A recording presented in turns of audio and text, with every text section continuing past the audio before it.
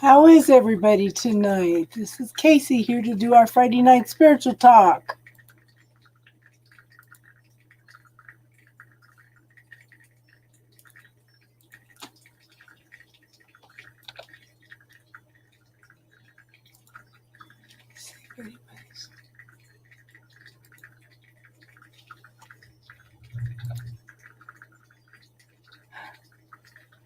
Evia, how are you tonight?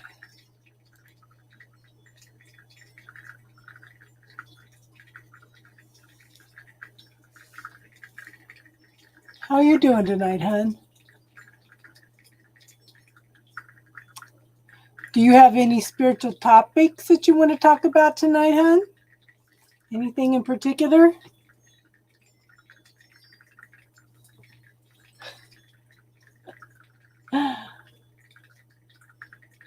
Hold on, I gotta hear this.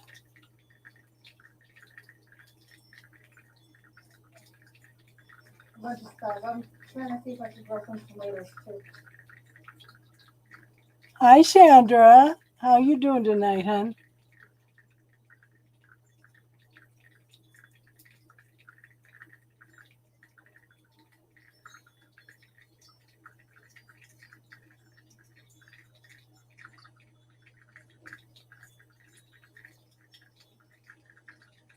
You just came to see me?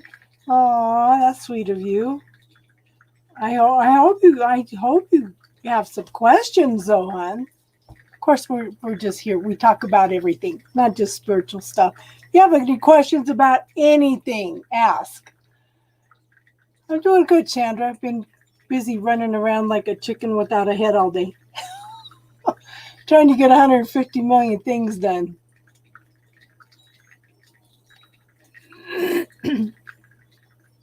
What are you guys up to this weekend? Anything fun? Casey, yes, ask your question, hon.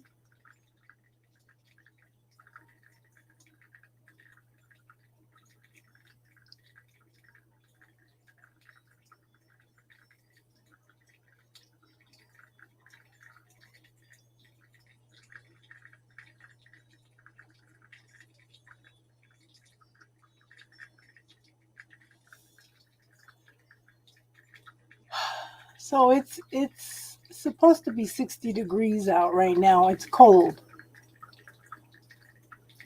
Intuition.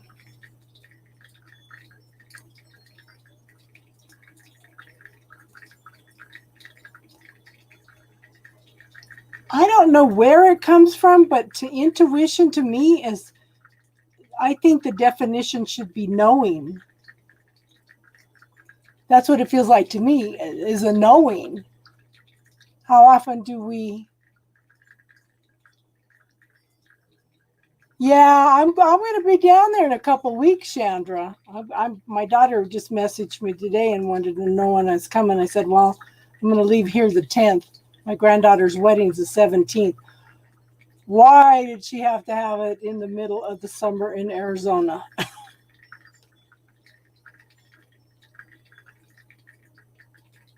Let's see what I come up with. Intuition. Meaning,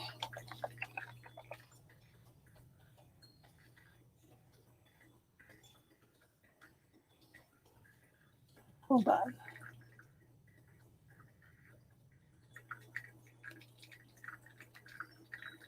Oh, doesn't give me anything particular. The power of faculty of attaining to direct knowledge or cognition without evident rational thought and interference. Direct perception of truth, fact, independent of any reasoning process, immediate apprehension. Again, to me, it's just knowing. Instinctive knowledge or belief, hunch. Knowledge or belief obtained neither by reason nor by perception.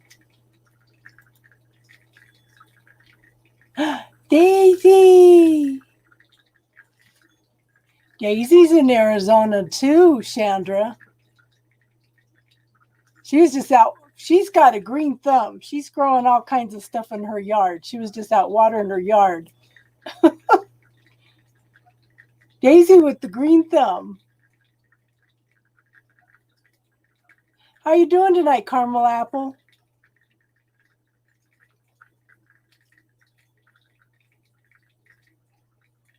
Yeah, I'm interested in the difference between I think instinct is more of a survival. It's more of a survival thing, and intuition is, yeah. Daisy thrives in that hot weather. She's probably got the greenest grass in Phoenix.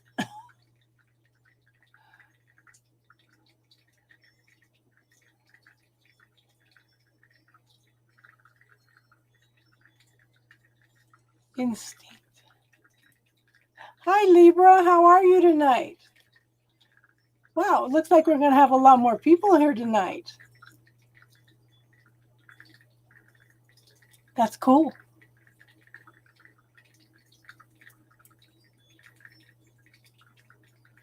Yeah. I should bring you down a zucchini plant.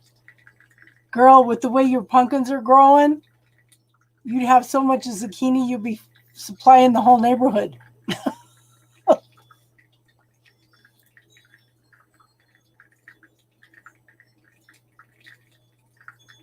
Let's see what Casey comes up between the difference between instinct. So what do you guys think? What do you think intuition means?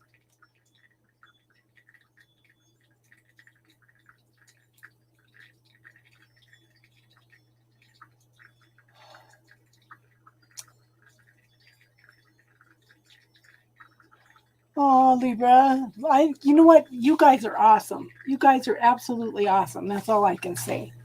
I love all of you. You guys make the channel.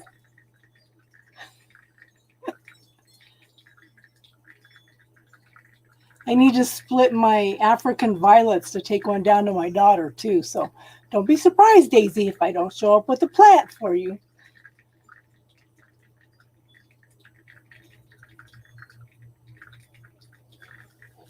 I wonder if we lost Casey. Okay, what's the definition for instinct?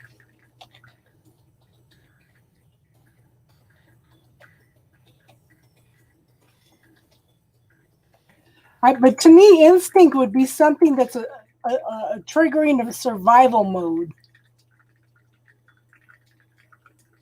A way of behaving, thinking, or feeling that is not learned, a natural tendency or desire. An inborn pattern of activity or tendency to action common to a given biological species. So instinct is more of a physical thing, and intuition is more of a spiritual mental thing. Does that make sense to you guys? Avocado tree. An avocado tree.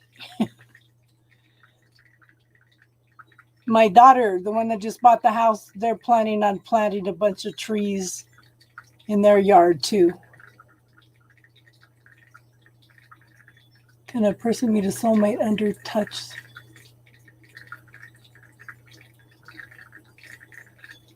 Always, hun. It's part of the lessons. It's part of the lessons.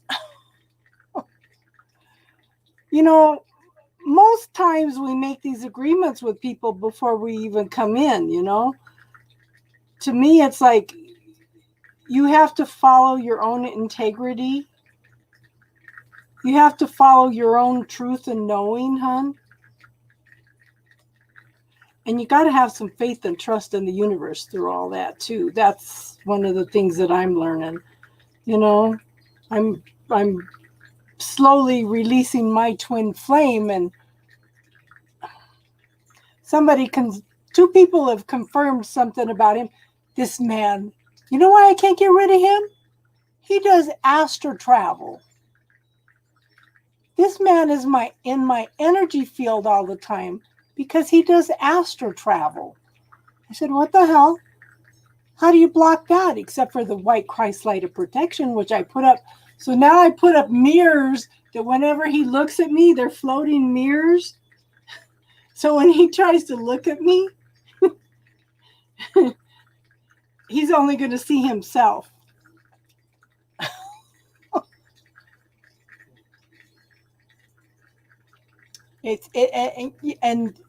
But that's the thing. We made agreements to go through these lessons, and you pick specific people to go through these lessons with.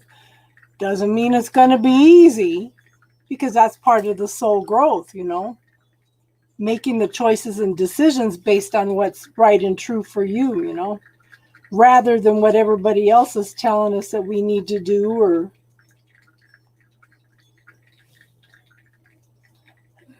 not all soulmates are supposed to be together.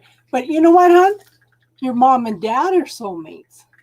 Your brothers and sisters are soulmates. Your kids are soulmates. They're all people we came in to experience life and play with.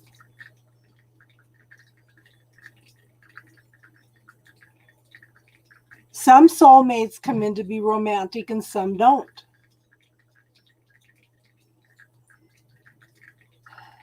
It's the twin flames that are killers. Or karmics.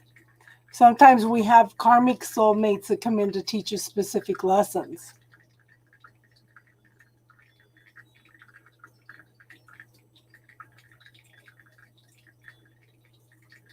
It's hard. It's hard.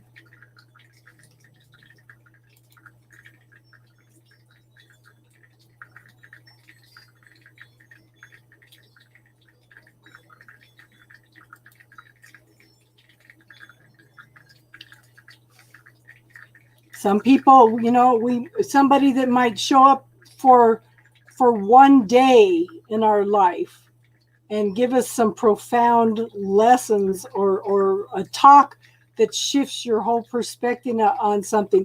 That could be a fleeting soulmate,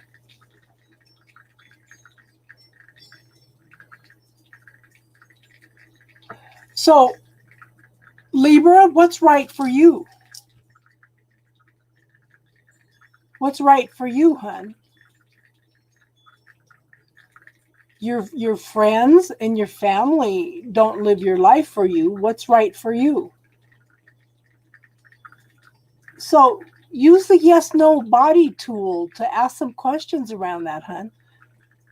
Or put some of your fears and illusions from the bubble technique into that and see if it doesn't give you some clarity in the situation.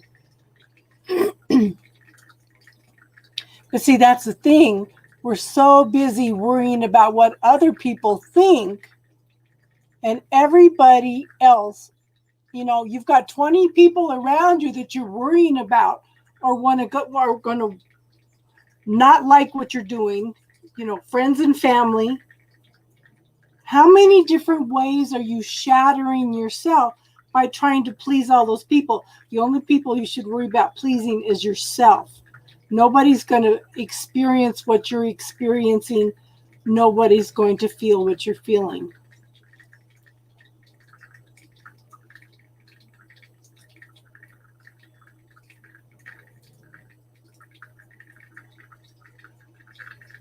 So I pay attention to your body when you're around him. Does it relax? Does it tighten up? I would talk. Okay, so one of the things we're going to talk about tonight is Archangel Lady Faith. She's the counterpart of Archangel Michael, who is the Archangel of Protection. So that's one of the things we're going to talk about tonight. I would call upon Archangel Michael for some protection whenever you want.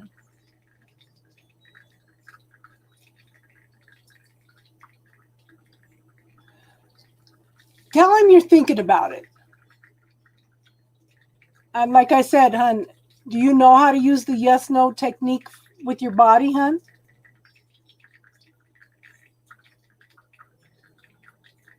To ask some questions, because your body's like an antenna. It'll know what's good for you and what isn't.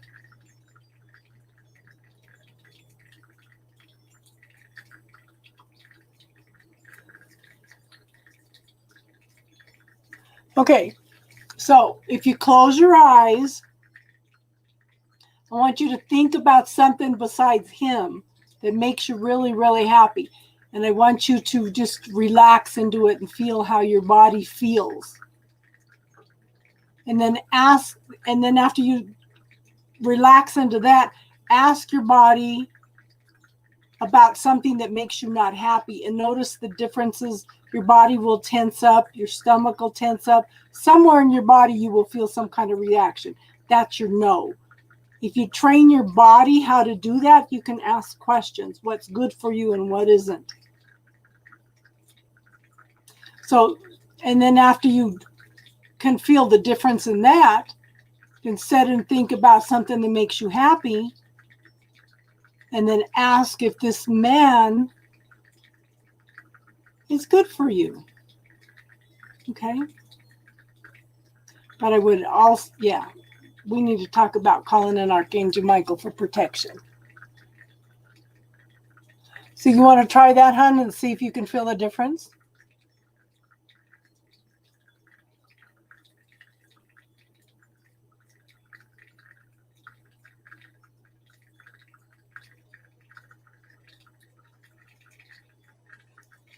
Well, you know what, hon? Okay. You cut that karmic, you cut that X off for a reason, hon. You cut him off for a reason.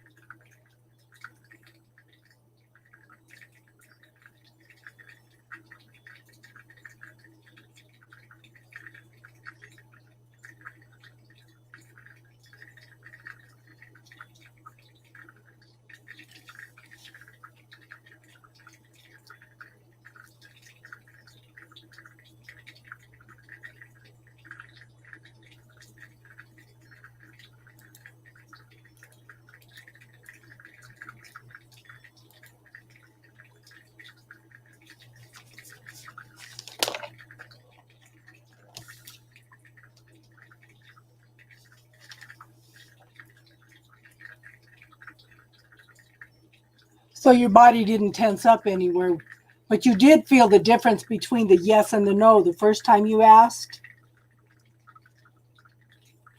Pay attention to the little signals your body puts out, okay? Yeah.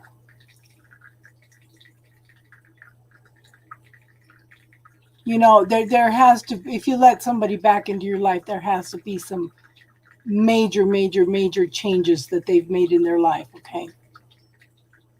But that's a tool you can play with, hon. And just remember, there's a book out there, it's called let me look, 100,000 Nun, 100,000. And this guy back in the early 1900s was intrigued because his wife told him that everybody's going to have a different point of view about who you are. One nun and 100,000.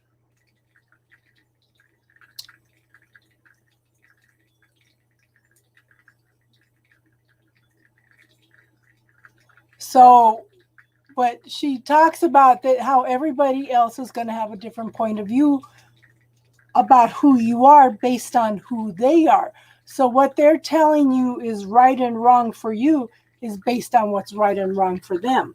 So now you have to find your truth, your clarity, what's right for you. That's the free will. That's one of the things we're here for, is to play the game of life. You know? there might be something you need to learn from each other. It might be something that'll work out. You don't know. And one of the things that you need to do, hon, if you really, really want a relationship with somebody, you have to be willing to be hurt. You have to be willing to be vulnerable.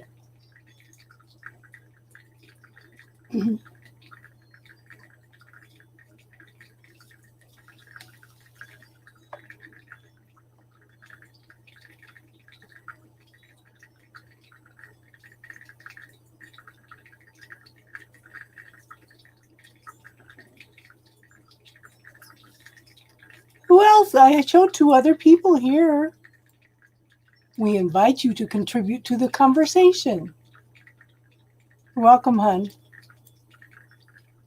But again, you got to figure out what's right for you, hon. If you keep living your life based on what everybody else wants you to do, then you're not going to have much of a life. Yes, I have a fountain. I have a fountain over here. A little fountain on the side of the computer. Sometimes it runs more than other times. Right now it's running a lot. It's still not running on the one side though. Yeah. I try to keep the energy moving. Oh. Why are you not?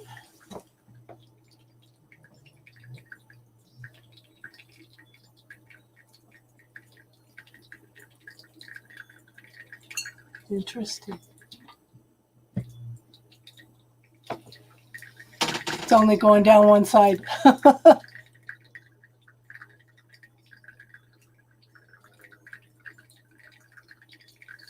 So how are you doing tonight, Teresa?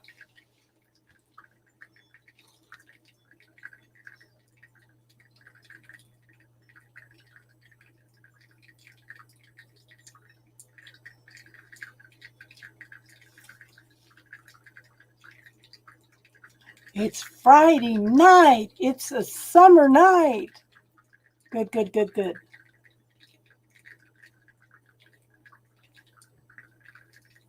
Anybody got any awesome plans for this weekend?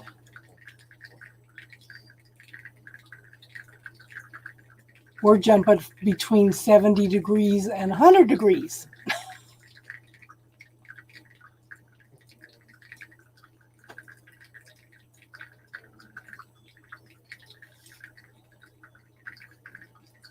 Okay.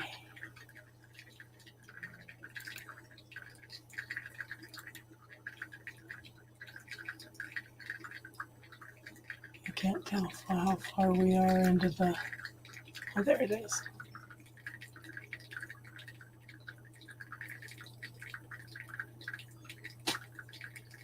Oh, you're a busy lady. You're a busy lady. Do you make sure that you ground yourself and put up protection when you go into work, hon?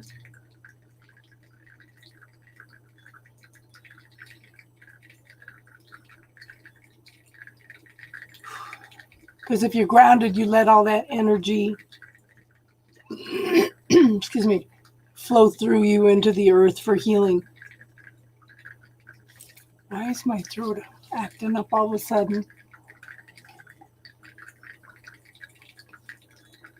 Okay, for the grounding, what is going on all of a sudden? Okay, for the grounding, what I do is I visualize from the waist down my body as a tree trunk, okay? And I visualize my feet as roots that are growing down and wrapping around the heart of the earth. Yes, Desmond, how are you tonight? You want to try that, Teresa, and see if you feel a difference, hon?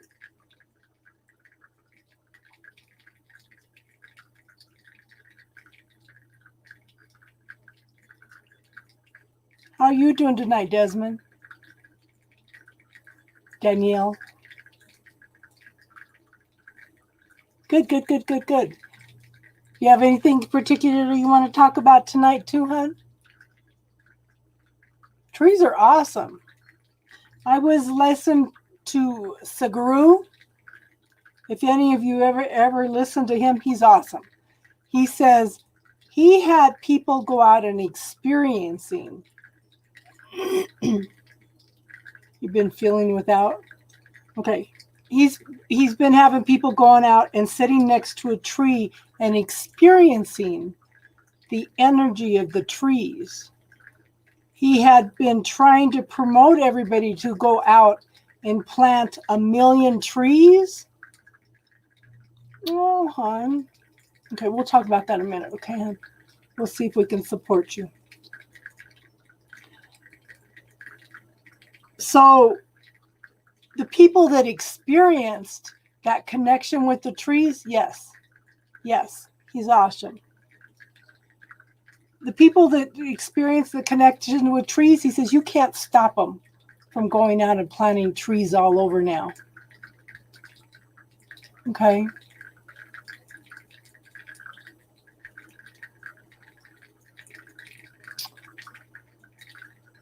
So let me know how you feel their energy. Okay, good.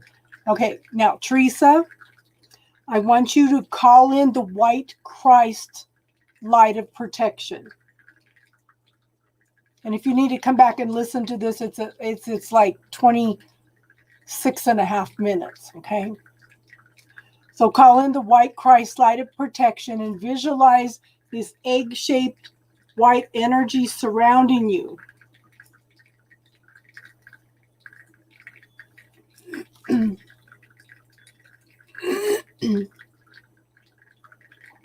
Maybe that's why my throat needs clearing. Desmond, Danielle. So when you see that white Christ light of protection, you're going to ask it to expand out in all directions, inside and out, into infinity throughout eternity.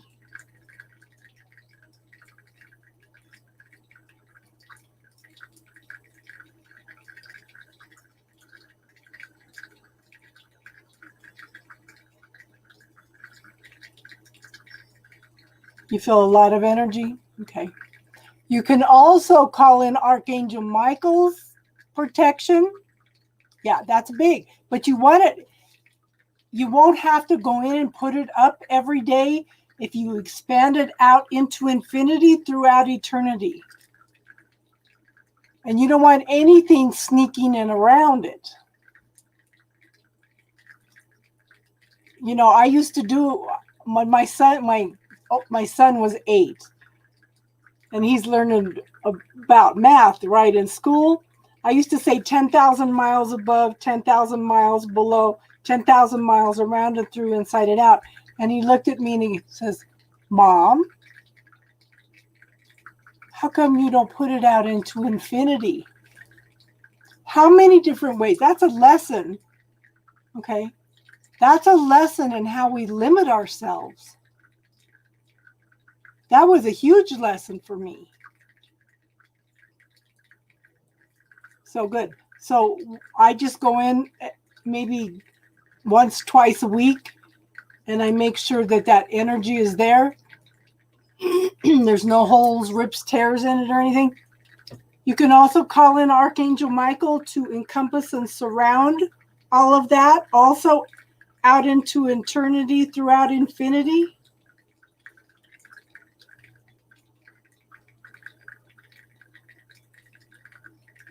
And then I also call in this white, golden, honey-colored energy to just surround all of that out into infinity throughout eternity.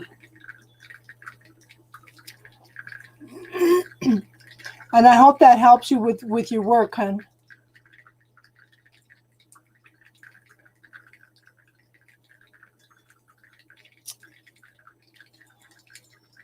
Okay, so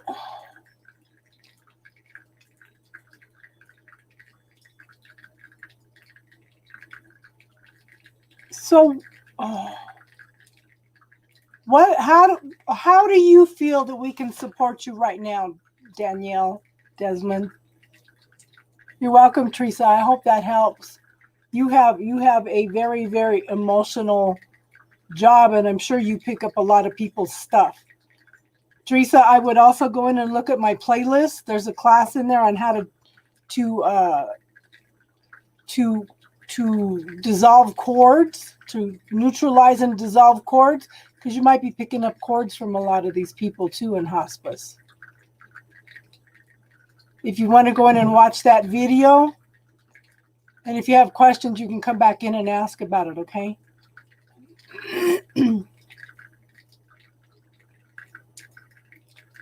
Okay, so that would be a reading, Desmond, Danielle, okay? Right now, we're doing spiritual questions. But let me ask you this. How do you feel that we can support you in everything that you're going through? What can we do to support you with everything that you're going through? Now, one of the things I'm going to say, hon, is don't become dependent on readings.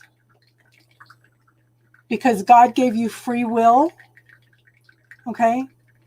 God gave you free will, and it's up to you to make choices and decisions. You should never rely on somebody and their psychic gifts. If I do a reading for you, I'm going to encourage you to make some choices and decisions of your own, okay, hon?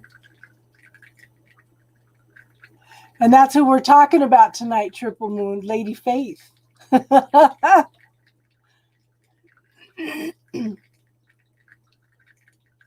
I do feel that you have you got a lot of pain, especially the pain. Okay, yeah. I think you're having troubles expressing what you're feeling. I think you're the reason that I'm having troubles with my throat and and between my heart and my belly button, my stomach is really, really, really tight.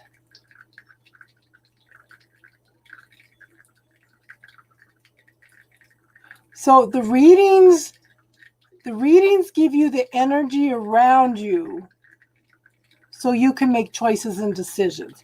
And if you know, your reader might have cut you off because maybe she felt that you were following her readings too closely and not making your own choices and decisions. Does that make sense? How are you tonight, Triple Moon?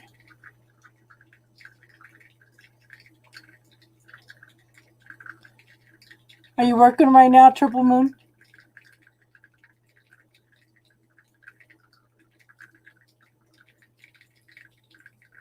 I will be back on Sunday nights to do readings. The first 7 readings are free, and then after that, it's donations, and then we do spiritual talk.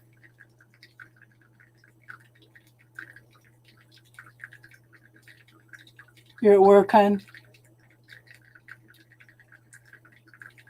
So, okay, let me ask you this. What have you learned from this relationship?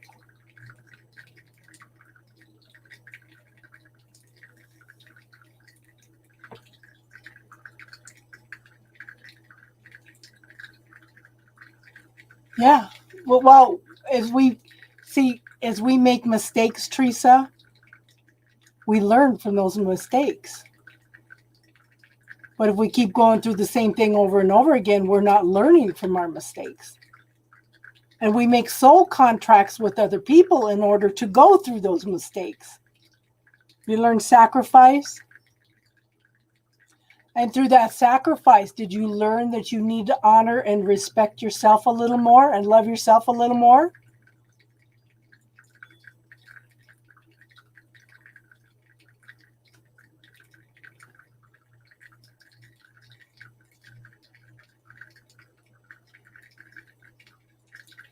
Honey, you know what, Teresa? We are all hard learners. And, you know, and wanted to tell the people, when you set goals, the goal is always going to move. And you're going to feel discouraged at times.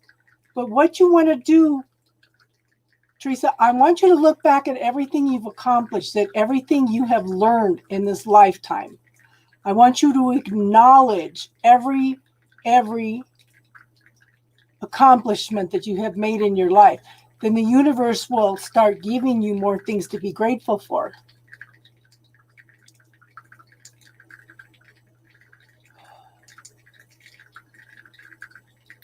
So Desmond, Danielle,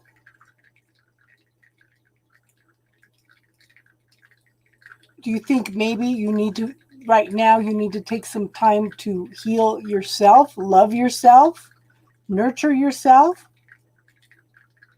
Seriously, hon, whatever you want in another relationship, you need to find within yourself first. And you're not looking for your better half. You're not looking for your other half. You are already whole and complete, hon. You want to bring in your complement. But in order to do that, you need to find that love, compassion, gentleness. Okay? Within yourself first, hon.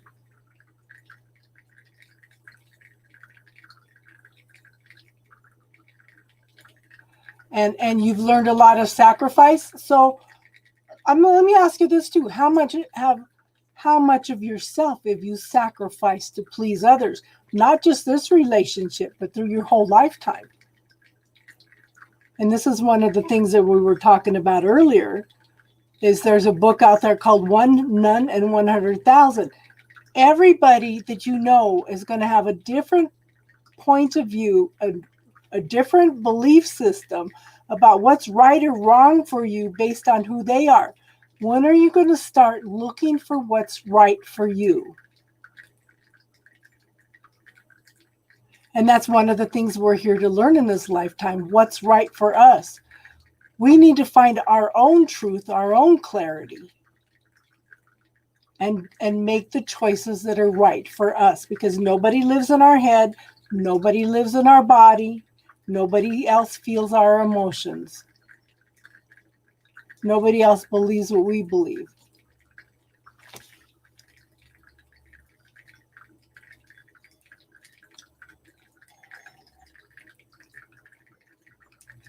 Okay.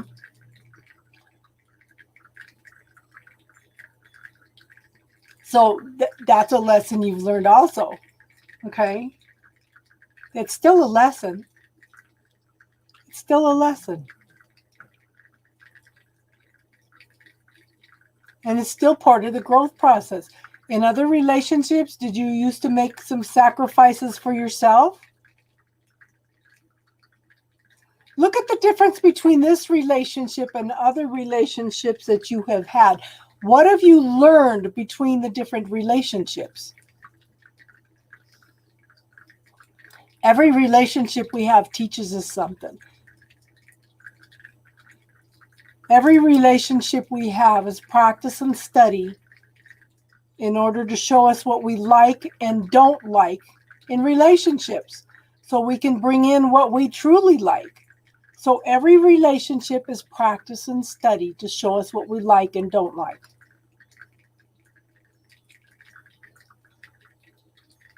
Yeah. And I usually come on between 5:30 and 6:30 on Sunday, okay? If you want to try for free reading. And the people come in quick. And it's one reading a week.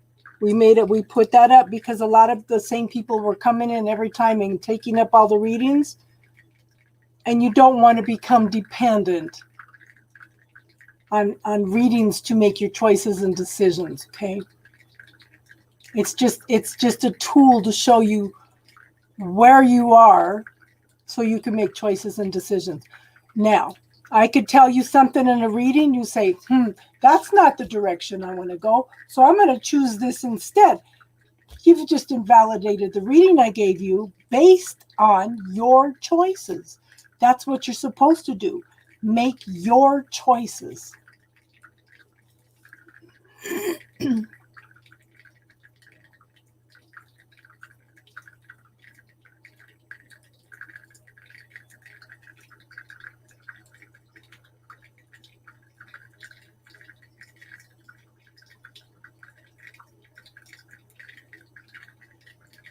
Teresa, did you watch that video? Did you have any questions, hon? So, Desmond, Danielle, okay, is this a relationship that you want to try to repair? Or is this something that you need to heal and move on from? You can go in and dissolve, you can neutralize and dissolve cords between you and this person if you don't want to deal with them anymore. In fact, you can go in and dissolve, neutralize and dissolve all cords from all relationships that you've had in this lifetime. You can even cut cords with situations and belief systems. Okay. Do you want to try? Do you and Teresa both want to try going in and neutralizing, dissolving some cords between you and somebody else, or from a situation? We could work through that.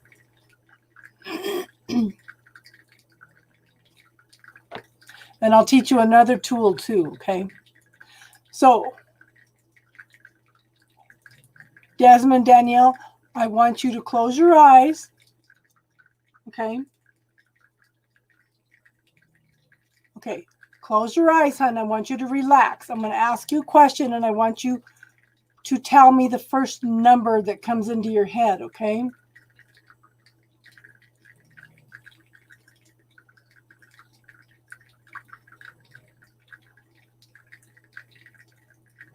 What percentage of that heartbreak is yours? First number that pops in your head, hon. Don't overguess it. Okay, 10%. So the 90% of that heartbreak that is mine, I'm going to send it back to God for healing. And see if that doesn't lighten up for you, hon.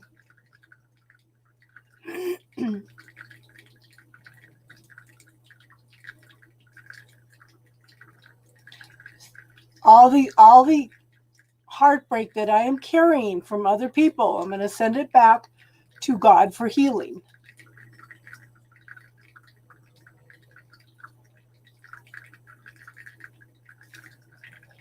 And Teresa, you can do that too. I would do that probably every day when you get home. Okay? Every day when you get home, all the energy that I'm carrying that is everybody else's, I'm going to send home. I'm going to send back to God for healing, okay? Try that. Both of you try it and let me know if you feel a shift.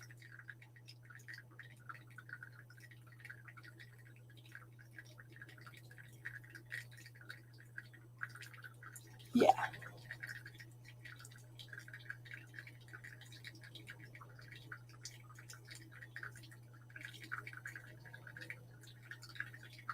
Okay. But clear that energy first, both of you. Okay, clear anybody's energy that is not mine, that I am carrying. I'm going to send it back to God for healing. And then we'll work on the spiritual attack, hon.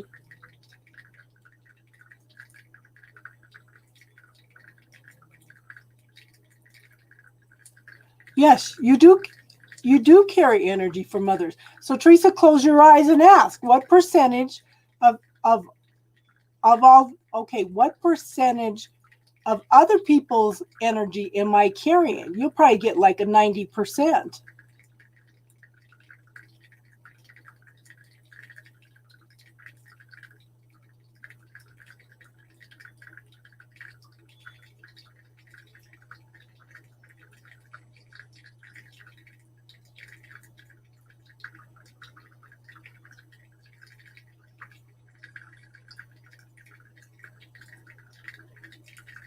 Yeah. So the 90% of the energy that I am carrying, I am sending it back to God for healing.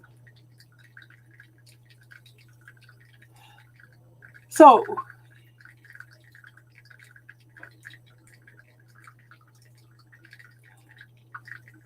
Desmond, Danielle, which name should I be calling you?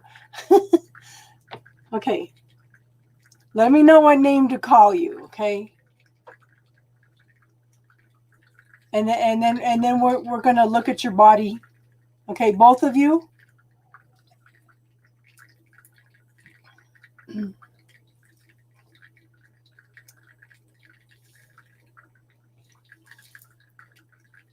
Yeah, myrrh and frankincense are very cleansing too. Okay, Desmond. Okay. So, Desmond and Teresa, close your eyes. I want you to relax a little bit.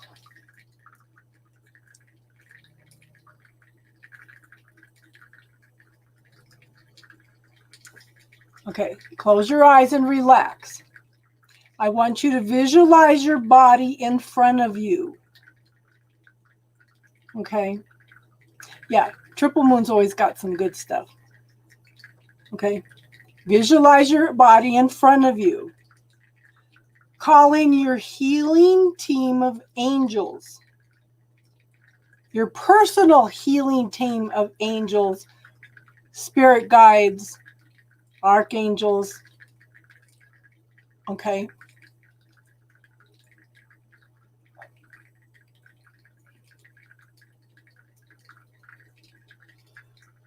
Now, I want you to ask.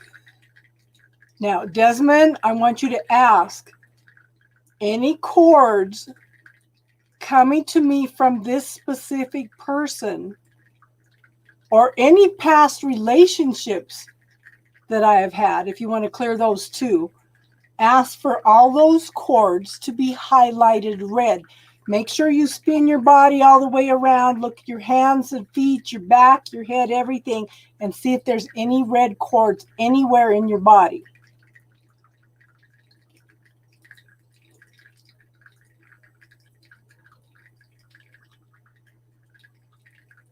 And Teresa, you can do that. You can ask that.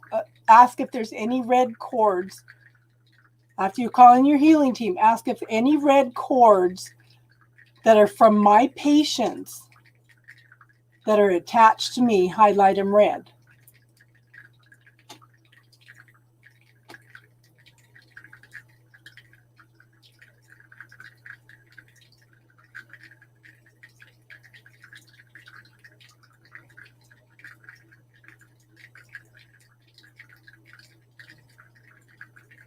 And let me know if you see any red cords.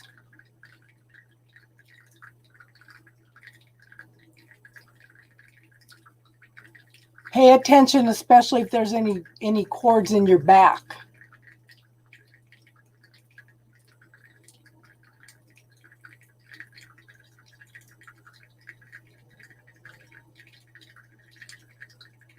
Yes.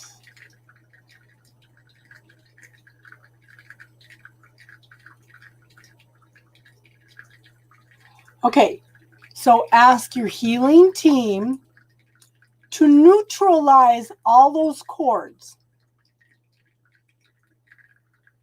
Dissolve them. Okay. Ask your healing team to neutralize them first. Okay. Dissolve them and send them back to God for healing. Send them back to Source for healing. That's what I usually say. Or the universe for healing.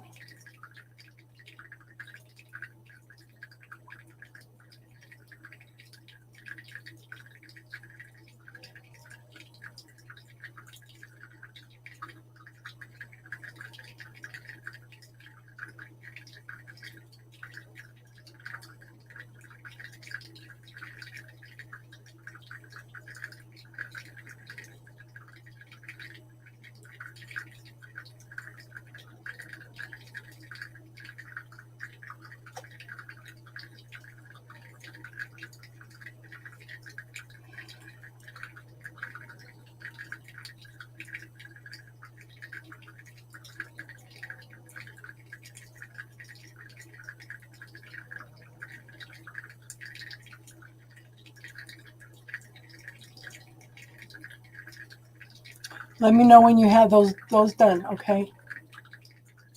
Very possibly, Teresa. And if that doesn't help your migraines, I would look into some natural calm.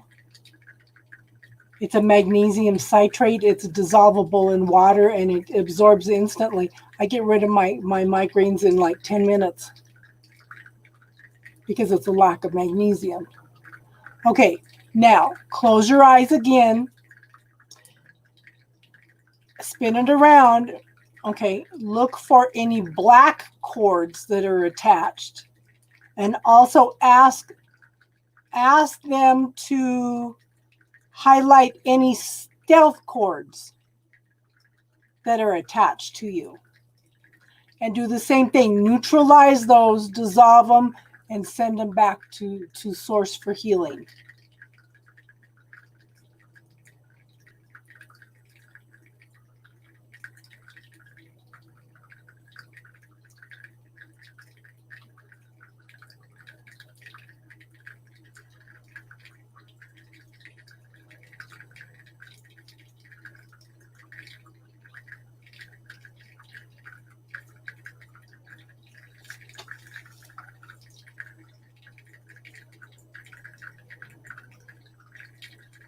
Lots of cords. Okay, ask the healing team to neutralize them, dissolve them, send them back to Source for healing.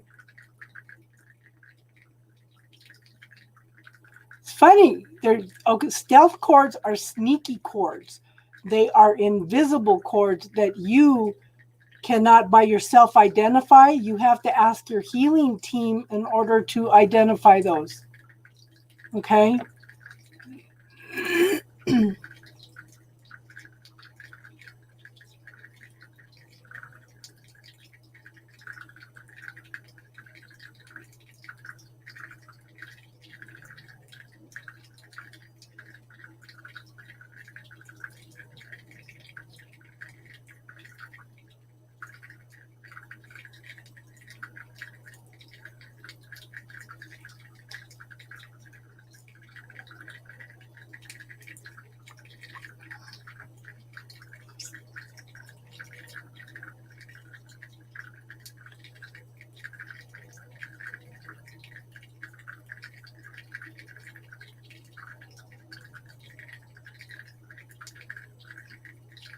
Let me know when you guys have that done.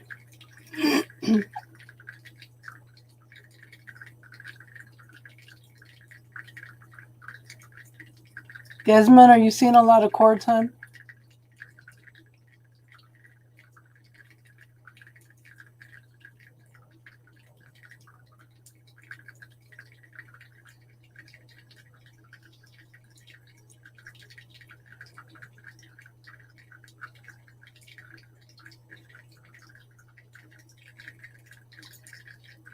Okay. Like I said, hon, neutralize them, dissolve them all. Ask your healing team to neutralize them, dissolve them, send them all back to Source for healing. And then I'm going to have you guys check for a couple more things, okay?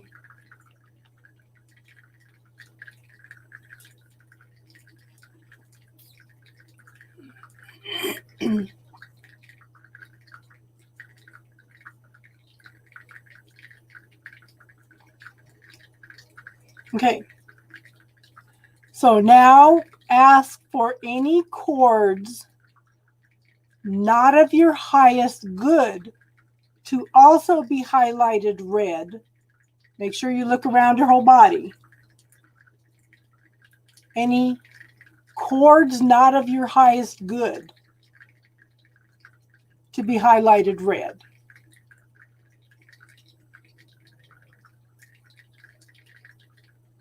And do the same thing. Neutralize them, dissolve them, inside and out of the body, and send them back to Source for healing.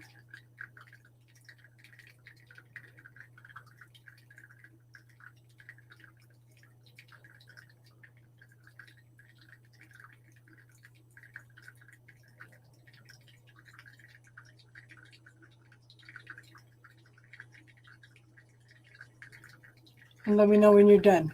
And we've got one more after that to clear. to see if we can lighten your energy. Okay. So, ask for any ancestral cords and patterns to be highlighted red. Okay. Ask for any ancestral patterns to be highlighted red.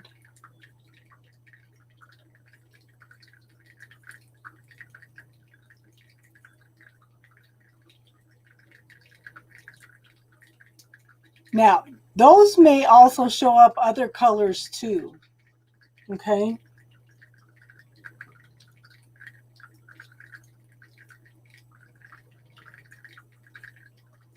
But do the same thing with any ancestral patterns. Now, the thing about the ancestral patterns, you're not only clearing them for you, you're clearing them for your descendants, and you're clearing them back to where they came from.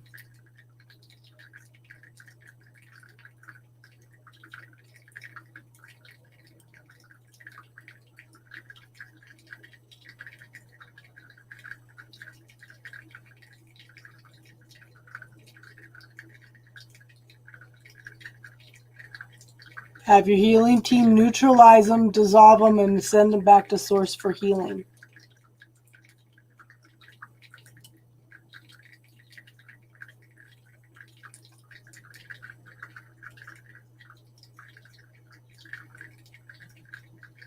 Okay. Did you see a lot of cords, Desmond, for the ancestral patterns?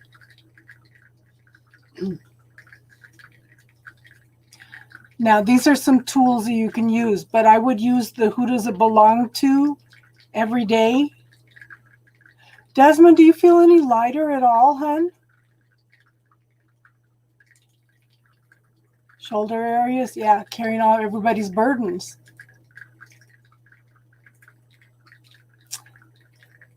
So clear them all, hon. Clear them all. These are some tools you can use. You can also do this technique to clear attachments to, I had a gal, she had attachments to her childhood home. She couldn't move on. She couldn't buy a new house. Every place she went to was a mess or fell through because she had attachments to her childhood house. I didn't know we could do that. See, I learned just as much from you guys as you do from me. I hope that helps, Desmond.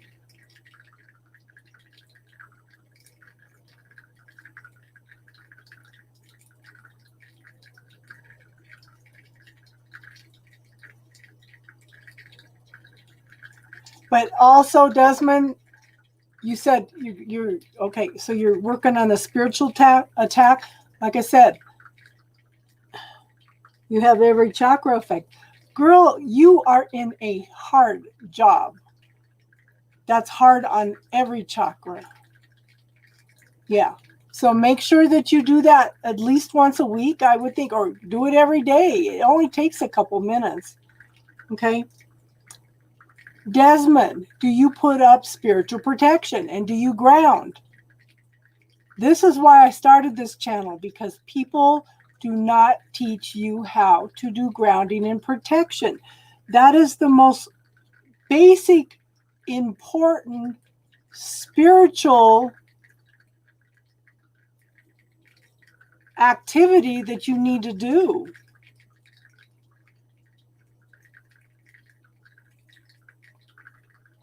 Now, I'm going to suggest both of you. Okay, Teresa, you already know how to do the white Christ-lighted protection. Ask for that white Christ-lighted protection to surround your dream world and your empathic world also, and other worlds known and not known.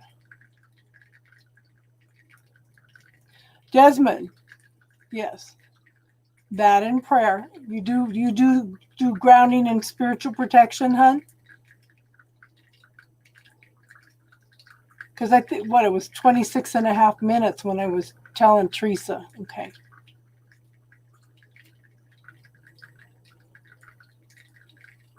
Yeah. But those are yeah. And Desmond, when you pray, hon, Okay? When you pray, I'm not saying that you're praying wrong, but when you pray for something specific, okay, you're locking the universe into this, okay? If you're going to ask for something specific, ask for this or something better.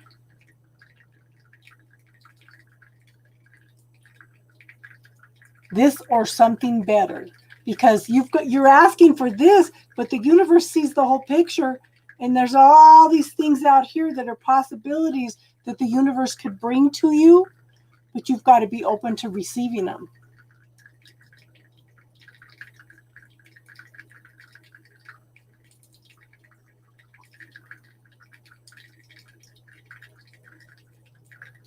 And I teach something called the bubble technique. It's under playlists and under classes. It's called the bubble technique. And any hurt, any statements, any arguments that you've had, any points of view about how relationships should be, any points of view about how people tell you that things should be, they're all programs. Okay, with the bubble technique, you can go throw all this energy into this bubble and clear it, okay?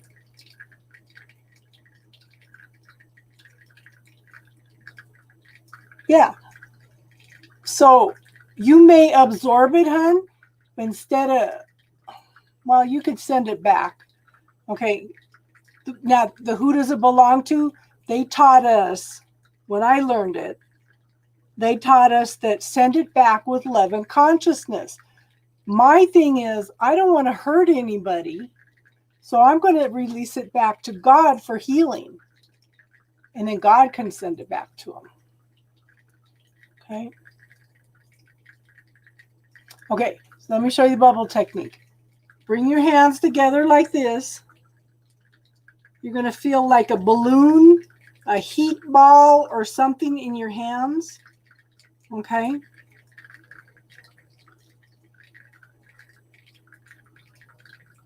I want you to pick something that upsets you.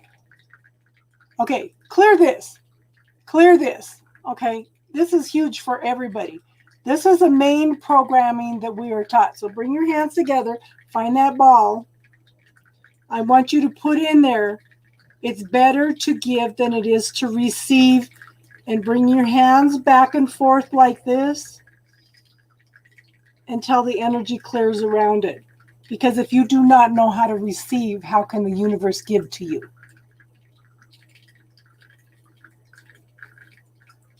Yeah, well, this is not so much making the energy ball, hun. This is putting it into the energy ball and clearing it, clearing the energy. The subconscious mind is like the recycle bin in the computer. It throws everything into the recycle bin, and until you clear it, that program is still there. They talk about healing is like peeling the layers of an onion. It's not. What it's done is it's thrown it into that recycle bin. And until you clear that recycle bin, it's still going to be there. It's still going to be running you. Okay? Does that make sense?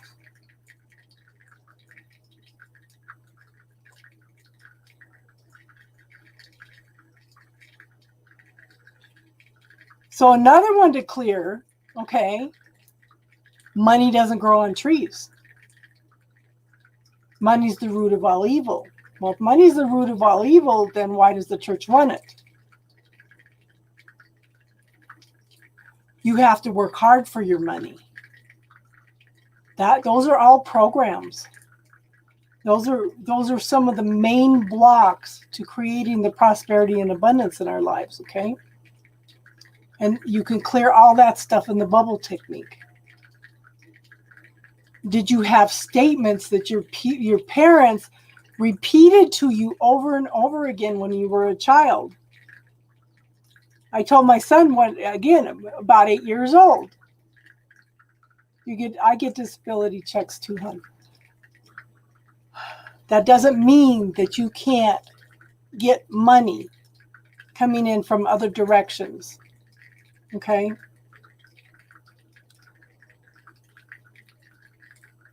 I would put that into the bubble. I get disability checks. Okay, clear that. My income is limited.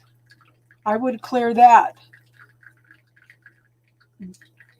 Because you were a child of God, you should be able to manifest the things that you need by believing and trusting. And I tell everybody, ask one time for what you want, and then give thanks for it every day as if you already have it. That's showing faith in the trust in the universe that you're going to get it. If you keep asking for something over and over again, you're not showing faith and trust that it's going to happen. Which one's hard, Teresa?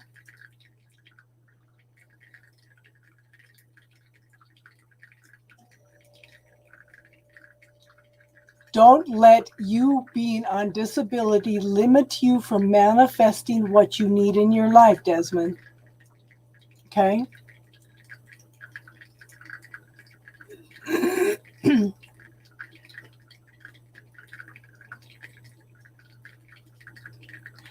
Yeah. We have all these programs around money because, no, we haven't got to the angels yet. Okay? Those are the main problems. Like I said, you have to work hard for your money. No, if we're tapped into the universe, then we should, that we should be able to manifest what we need. May not come in the form of money. It may be exactly what you need coming into you directly. Yeah, money is the root of all evil. That's a huge one.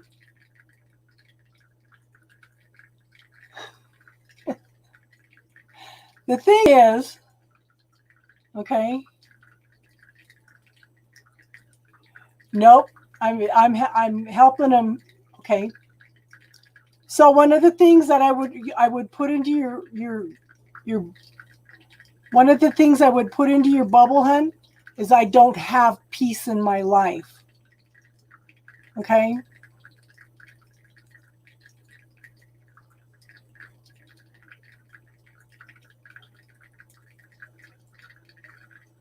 How you doing tonight, Kevin? Did that stuff help you the other night, Kevin?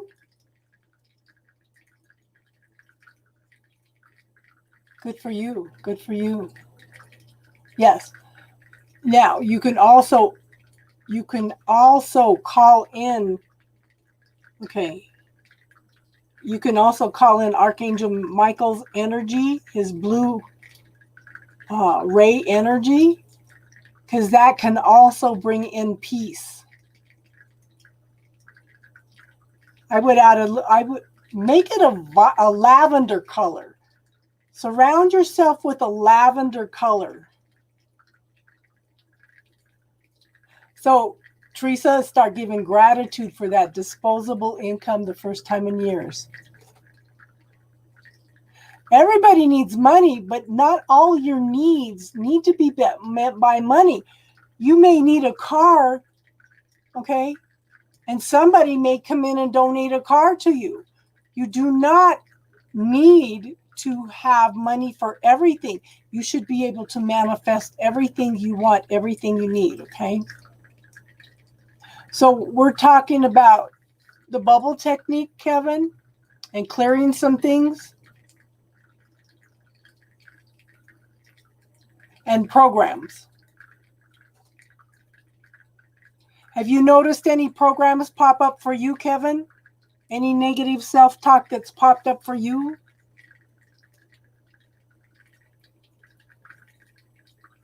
Yeah, we need money to get by, but that doesn't mean we have to depend on money all the time, okay, hon? A lot of our needs can be manifested without money if we just trust and believe.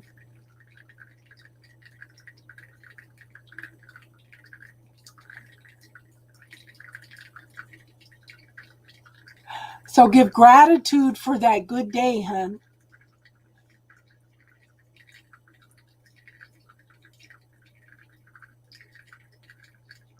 So ask the universe questions. What would it take for me to have a car appear as if by magic? What would it take for me to find peace in my life? What would it take for me to find truth? My truth and clarity? Casey, what kind of answers did you come up with? Give gratitude for that, Kevin. Give gratitude that you had an awesome day. Yes, never say need. Never say never. Okay? Never say never.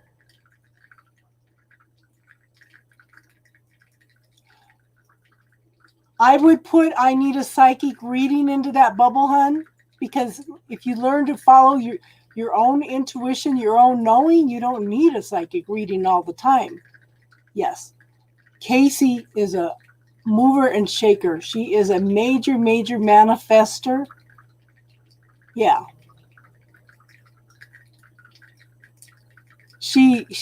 Yeah. The universe says patience. Yeah. So listen to that knowing. You know what? Keep asking the universe questions. What questions? What would it take for this to happen? What am I not willing to be? What am I not willing to see in this situation? What do I need to know from this situation? What do I need to clear in order to open the way up for this to happen? You say the universe told you to have patience, hun? Okay.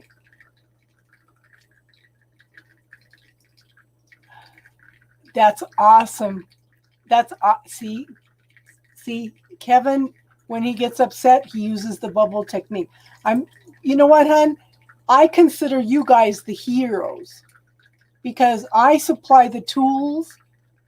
It's up to you to choose whether you use them or not, okay?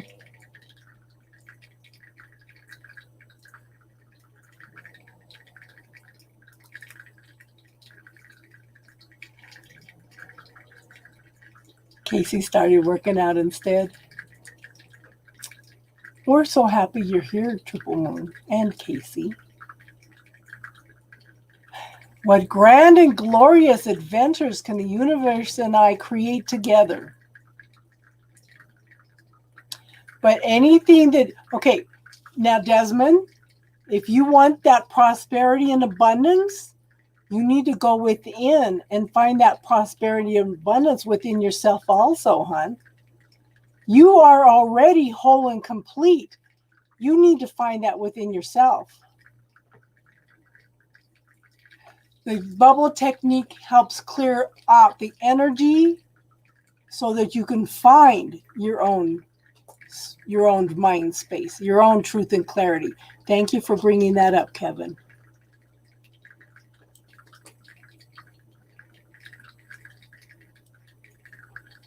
Yes. Yes. Yes. I am now whole and complete.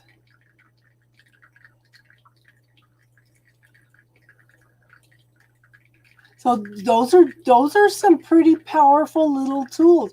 You know, they may seem like they're simple tools. Yeah. Isn't that amazing, Kevin?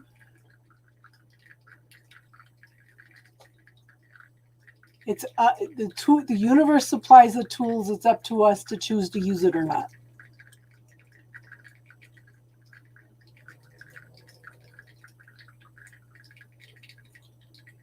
Yeah, my little fountain.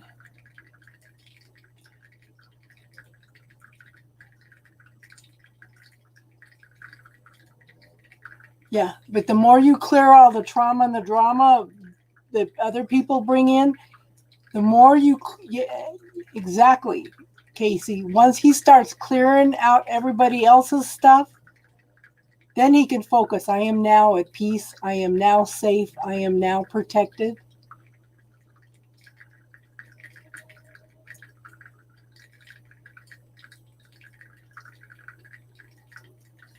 Oh, girl, I had a lot of hell through my growing up and through my marriages. So, and I do have, you know, I don't have a lot of money, but I think I am very much fulfilled. Yes, and that's what Kevin's working on. Okay, is releasing everybody else's energy. Casey, what did you come up with on the explanations between instinct and intuition, hun? When I looked it up, instinct seems to be more of a physical thing. Your intuition seems to be, like I said, more of a knowing. So everything that's not yours that you're carrying, Kevin, send it back with the source for healing. Yeah.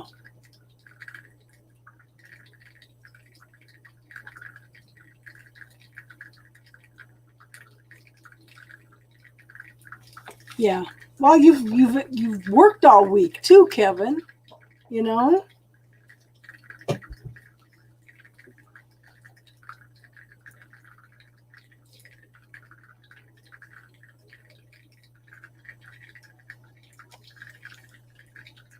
So like I said, those are some basic tools.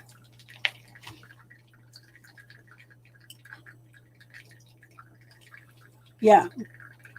The more stuff you release, the more you can find your own truth and clarity.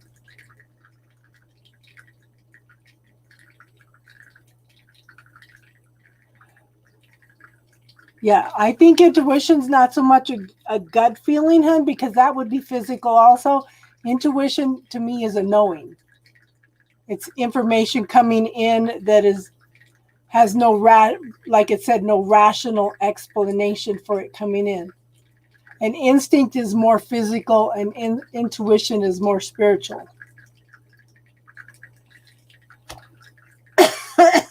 It's just indigestion. Okay, let's talk about Lady Faith, because some of that has come up tonight, okay? Yeah. So Lady Faith is trust in the goddess. She's the counterpart of Archangel Michael. She's a swift and solid warrior-esque goddess. Only what you'd expect, being the twin flame of the one and only Archangel Michael. Her name, Faith, reminds us there's always a bigger hand at play. Good for you, Teresa. Although we don't see the grander picture in its entirety from our limited physical form, we must trust in it all the same. Lady Faith will help you to develop that trust, not only in God's goddess and divine plan, but also within yourself and your own capacities.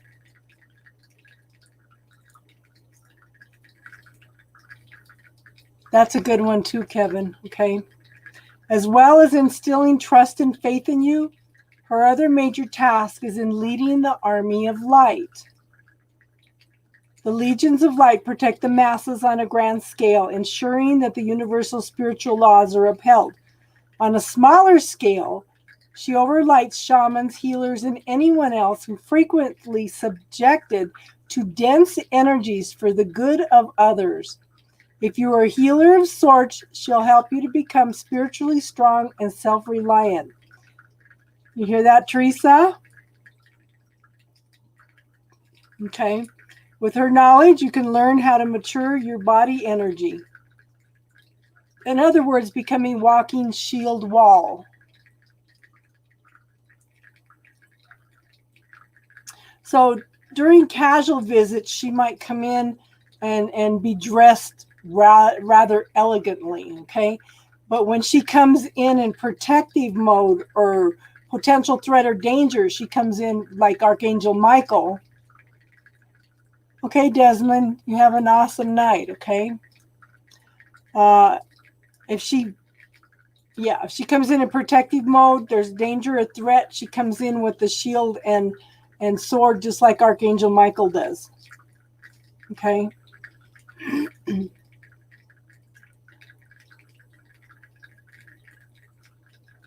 She has a seriousness to her personality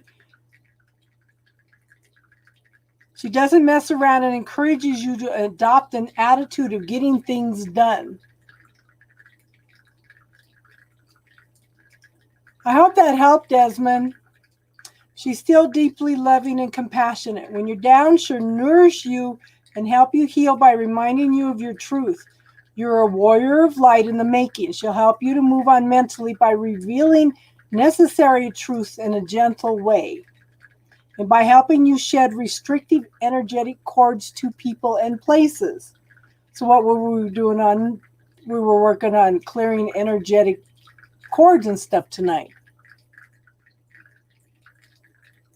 She can help you with speaking your truth, trusting in the divine, trusting yourself, trusting others, healing betrayal between women, strengthening your aura, healing your throat chakra, protecting your space, removing negative energy, being fair and just, being honest, achieving psychic protection, developing confidence, and believing in yourself. Now, so you guys are talking about angel numbers. Her number is 444. Okay? Her number is 444. It could be the number 4. It represents balance and protection. Okay? Her spirit animal is the eagle. When she comes to you, your throat chakra may expand. It's the classic symptom of spirit wanting to express itself. Yes. You may feel protective toward others when you've been working with her. You'll feel empowered to face head-on anything out of alignment that lacks integrity. Her flowers are daffodil. She helps you find your truth. She's a light bearer, guiding you on your discovery of self. She can show you where your soul originated, which will then give you instant access to hidden gems of wisdom that were locked into the DNA of your soul. She can help you identify answers to the most common questions that I hear light workers ask, such as, who am I? Where have I been? Where am I going? What am I here to accomplish? Tell Leon hi. Not only does she reveal to you the meaning of your spiritual truths, but she also teaches you to become an authentic and true person. Okay? She helps you to become genuine in all your actions and astutely accurate in your observations. She does this by allowing you to see beyond the surface of situations in order to reach the true meaning that lies beyond your personal judgments. And she reminds you that Jesus says the truth shall set you free. When you understand who you are no longer bound to the ego mind or limitation. If you have a fear from this lifetime or other lifetimes, she can help you purge all negativity that distorts your highest truth, including debris locked within the timelines of your soul. Ooh, ooh, ooh, ooh. Ooh.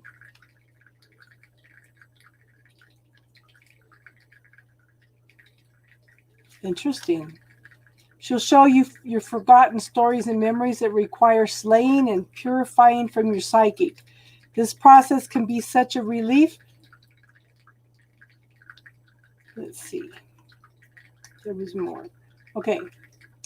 So it says, blessed are those who have not yet seen, yet have believed. She can help you maintain your faith in an unjust world. She's that knowing within you that trusts that the universal scales of balance will inevitably realign. Enforced by the laws of karma, she reminds us that it's not our job to judge or condemn others. And because nobody escapes the spiritual law of cause and effect, every action has a reaction. You need not be concerned with the acts of others. She helps you to trust that everything's being handled accordingly. Karma. Furthermore, she'll help you to truly believe that everything happens for a reason, always trusting that the universe is on your side. She's one of the magical ingredients required to cook up successful manifestations.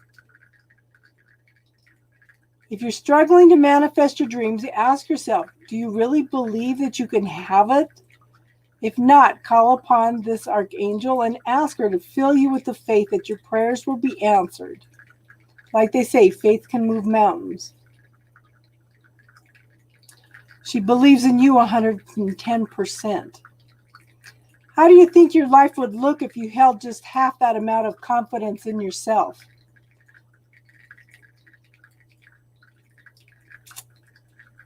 Even if you've had the worst luck ever, and even if all of your life you've only known suffering, Lady Faith will gradually help you to build your faith. She can help you become a lot more optimistic and just see what happens when you do. Faith grows. She's also the angel of trust. She helps you develop trust in others.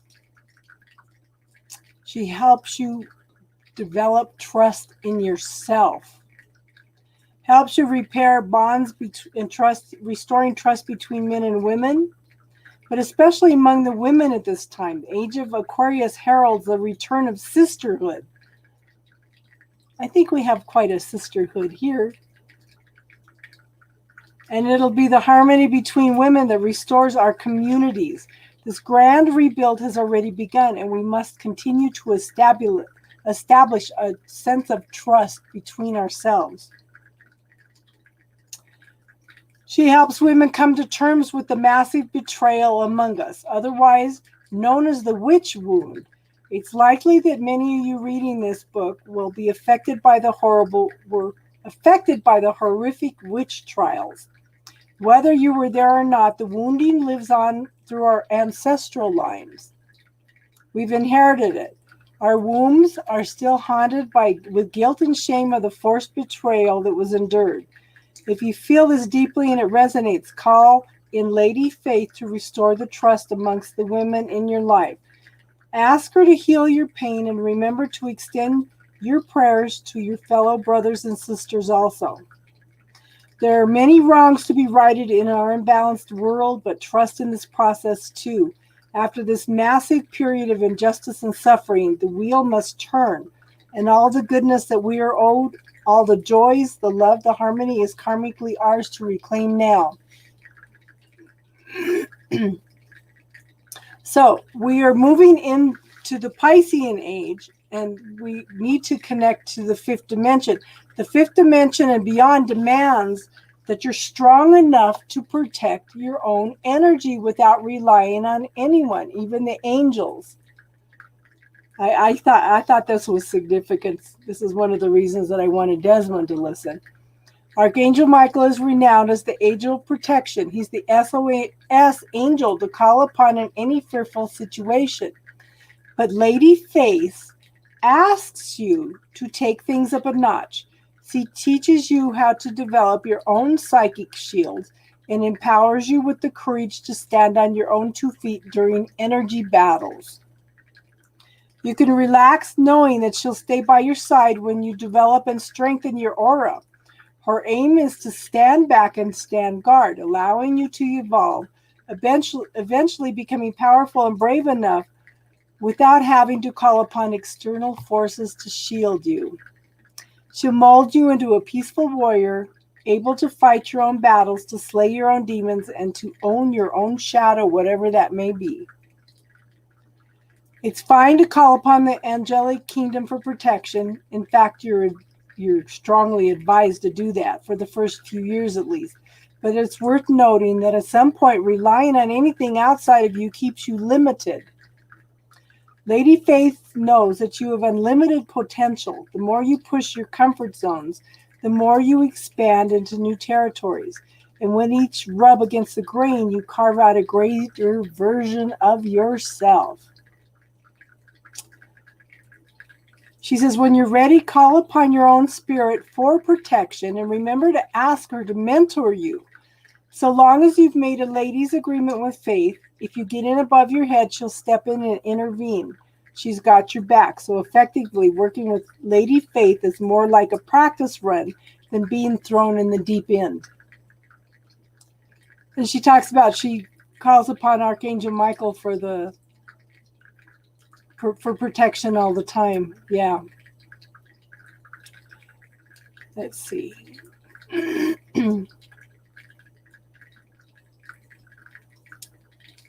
Archangel Michael's dubbed the Prince of Angels.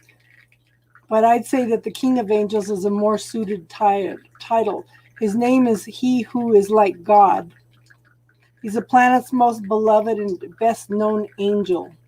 He's served humanity since the beginning of time. I recommend that all mediums, psychics, energy healers, and caretakers invoke his protection each morning and night. He'll ensure your energy is impenetrable from the dark forces. And with him, yeah, I thought you'd like this, Teresa. What's funny about these archangels, okay, the things that come up that week are usually associated with whatever angel we're talking about this week, okay? Oh, what else? There was a little bit more, I think. Okay, to call in Archangel Michael's shield of protection, bring in your awareness to your feet. Press your toes and heels into the ground beneath you. Imagine clear quartz crystal roots shooting out of your soles, wiggling and twisting as they make their descent deep into the core of Mother Earth. That's one way of protection. Now, call in Archangel Michael. With your hands in prayer position, say, Archangel Michael, Archangel Michael, Archangel Michael. Visualize this mighty archangel. Oh, what happened?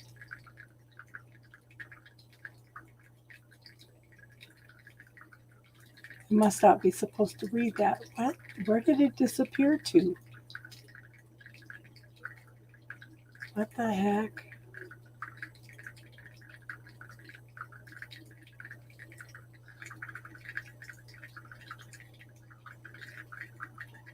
Okay, well, here we are talking about learning to call in our own spirit for protection.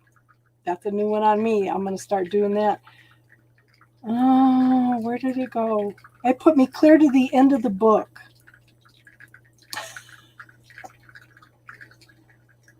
Yeah, that's what I'm thinking. That's what I'm thinking. But I think we got the gist of who Lady Faith is. Your angels here? Yeah. I'm sure all our angels are here. That's crazy. It went clear. Yep. Clear to the back of the book. Is there anything else?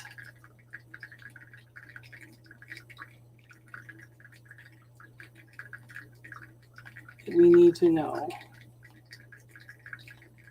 Just his shield of protection. Oh, building your own psychic shields. Ah, how cool is that? Did you buy anything, Casey?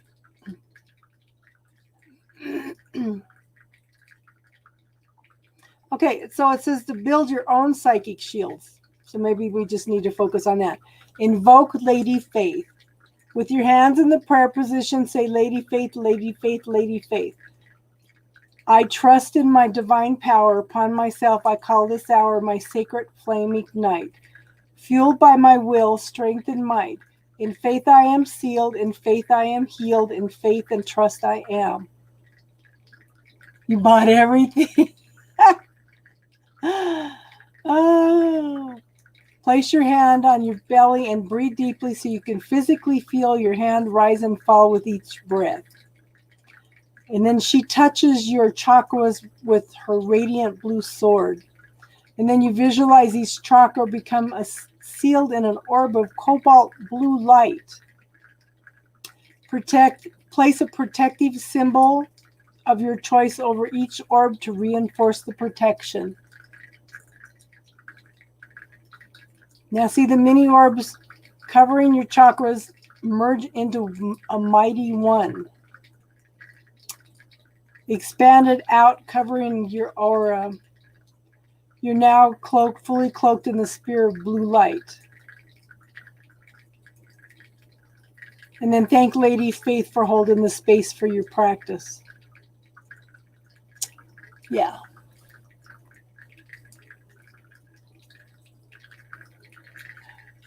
Yeah.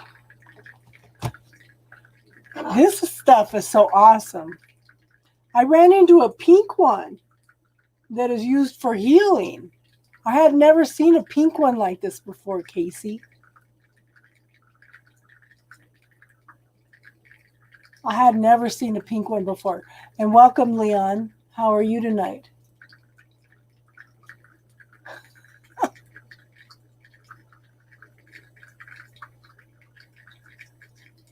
What kind of tarot deck did you get?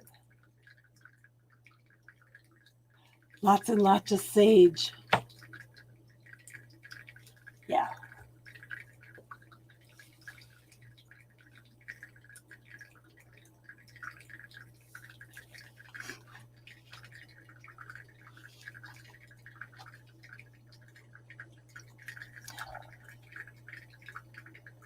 You're playing with your new keyboard? I saved up all my points on Amazon until I got enough to buy a stereo receiver. I spent all afternoon hooking up everything to that stereo receiver. And I have these old, awesome speakers from way back when. I was blasting the whole house today. You're playing with your keyboard, now I was playing with music. I'm happy. I love blasting my music.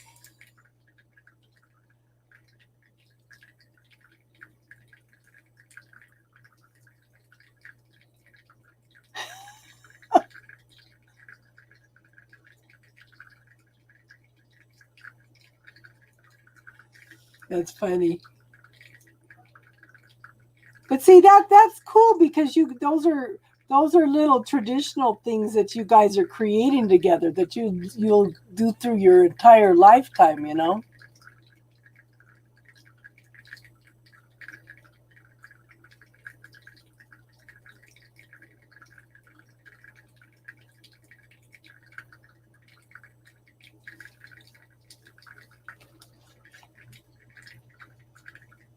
I need to put, sometimes I write letters to God and I put them in this. It just depends. I need to put that away.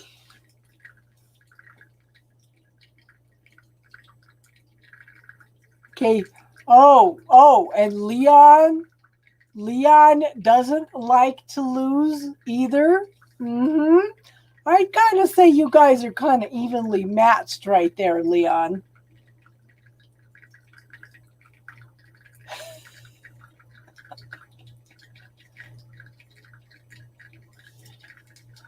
I'm sure you can tell, Teresa, that these two are a couple.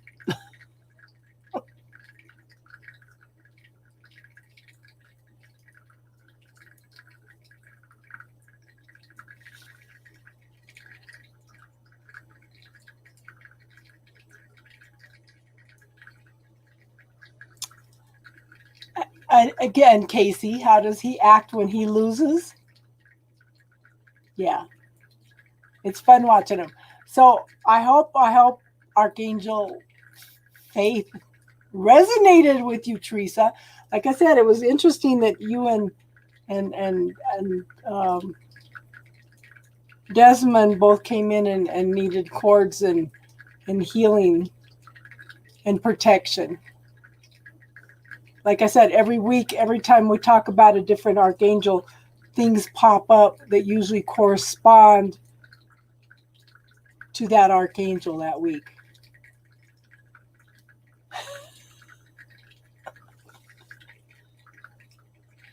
And you know what? I can see you two laughing about that for the next 50 years.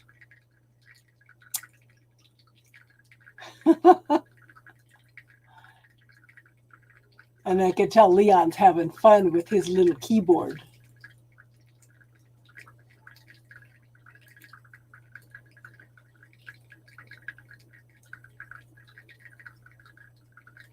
Yes.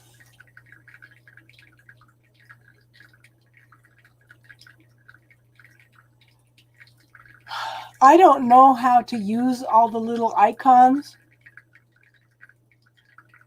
I just don't take the time to do it.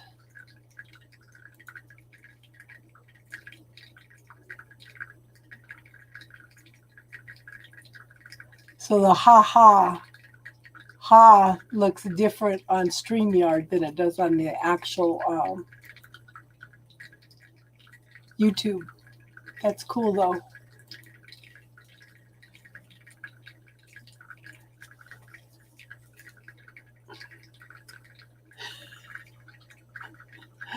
You can't see yourselves fighting over little things like that for the next 50 years? I know.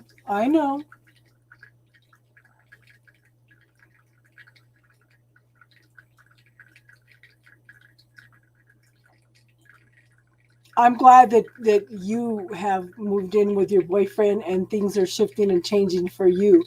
You have to be open and receptive to receiving from the universe. That's one of the things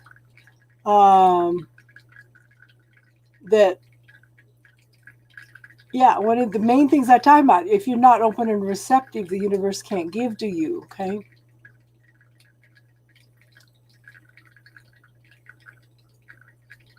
And sometimes we have to drop our points of view about things. That's what the bubble technique's for.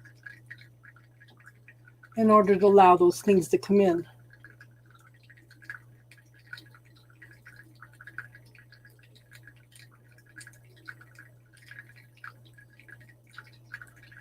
You like the bold font? What kind of keyboard are you using, Leon?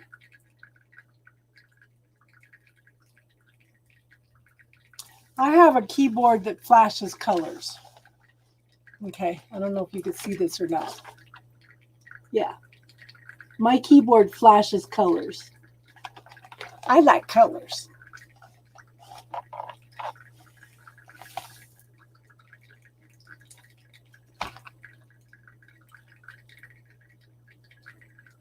Men and their toys, Casey.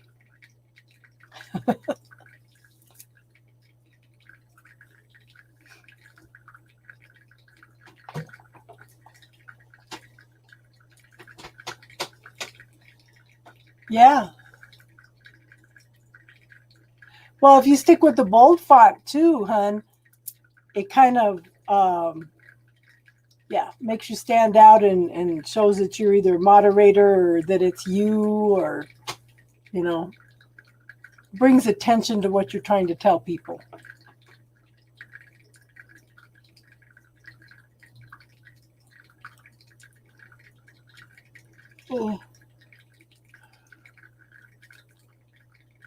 Good for you, Teresa. Now you got some tools.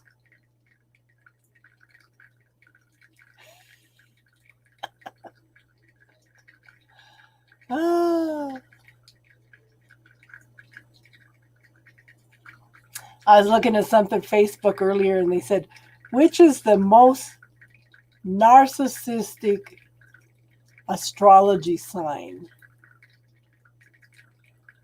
And everybody said, Cancer. I said, I had to think about that for a minute because my sister was a Cancer. Yeah. Cell phone? You're on your cell phone, hun? Aries? How about an out of balance, intuitive Pisces?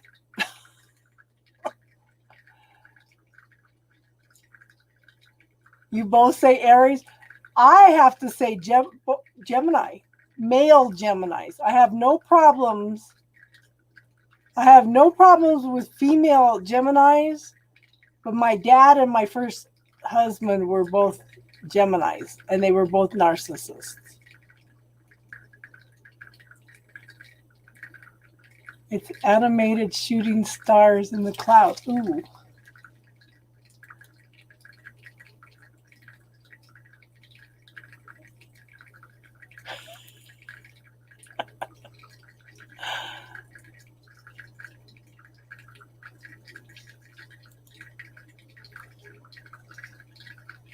My oldest son's a Pisces. My youngest son is an Aries.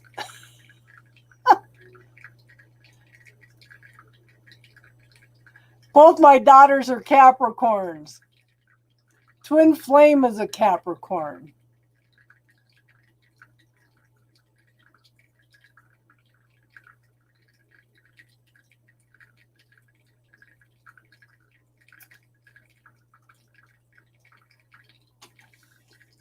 I have no issues with female Geminis. It's the male Geminis with maybe because I'm striving for balance and the Geminis have two personalities, you know?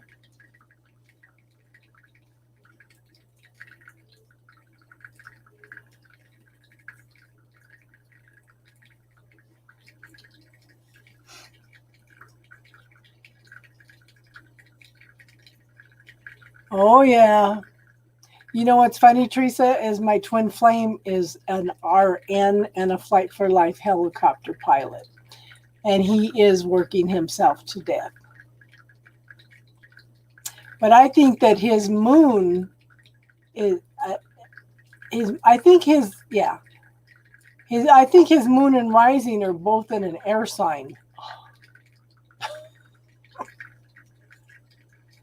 I know. I find it interesting, Casey, that my oldest daughter is having a fit because I'm going out and I'm camping and I'm traveling.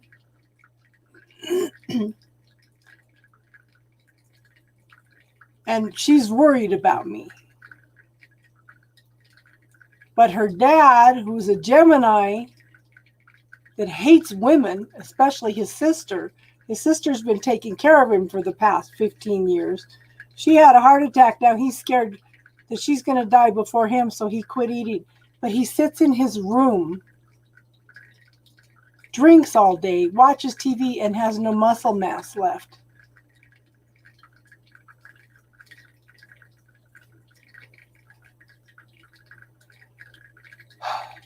My one of my grandsons is a Leo, and he has just started his own business doing refrigeration and heating.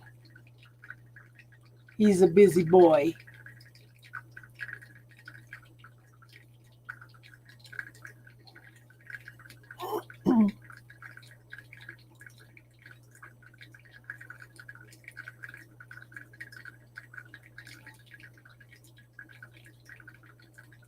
Yeah. So now my other grandson is thinking about going back to college and getting his degree.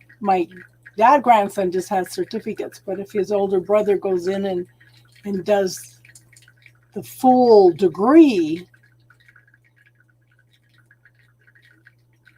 then they'll really have a good business.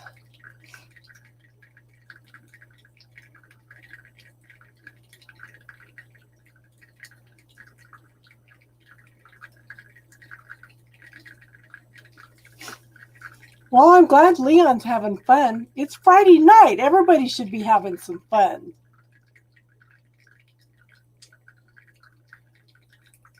We got a rodeo going on over here.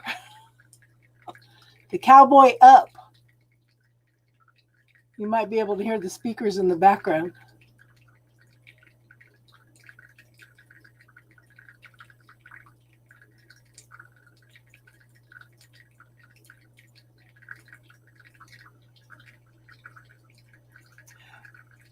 So why don't you change that word, Casey, from obsessed to focused? I think it might lighten the energy for you a little bit, hon.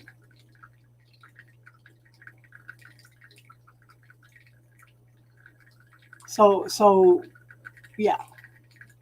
But you get focused easily.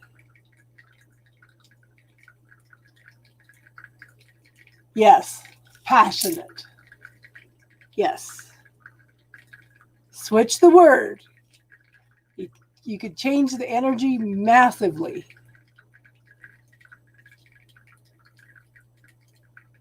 Three personalities? Probably more than three personalities too. But you know what? Casey is the Queen of Wands. She's a mover and shaker.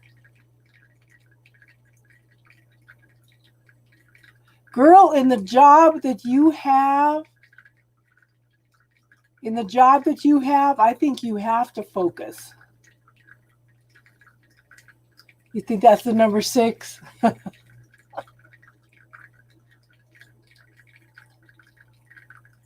What's Leon and your life path number, Casey? Your life path number 6, what's Leon's?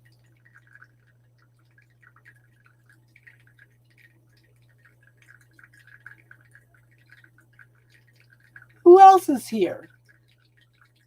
Come and join the conversation. If you have any spiritual questions, bring them up.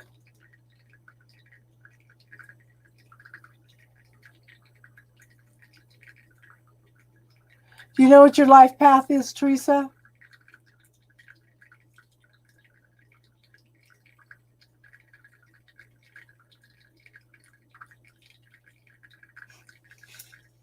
I think my focus right now is just getting things back in order. Oh, I cannot stand to have my house a mess. Somebody needed a reading this afternoon and I said I can't do it because I got everything tore up right now. I can't do it. I can't focus. You think you're a 5? Leon, what's your path number? Your life path number?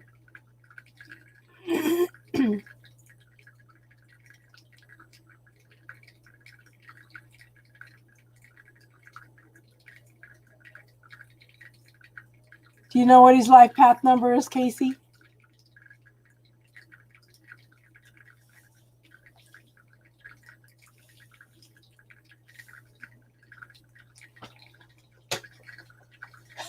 Look at that, little owls. Ooh, stars, the moon, stars, owls. Ah, looks like eyes. Monkeys. Lots and lots of little monkeys.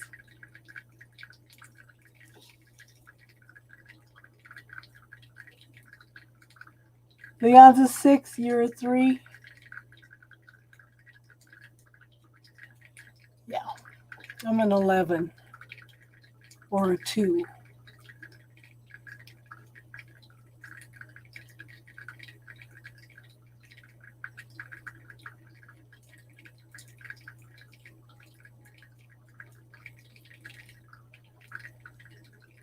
That's funny.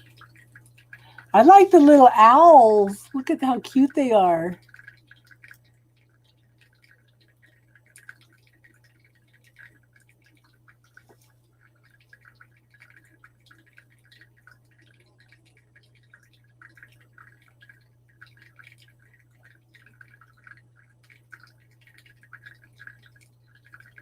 I've met 133 life path number.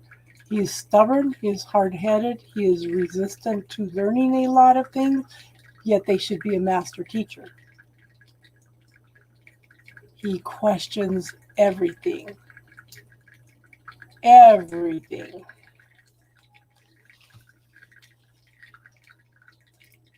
Yeah, well, I show 4 people now.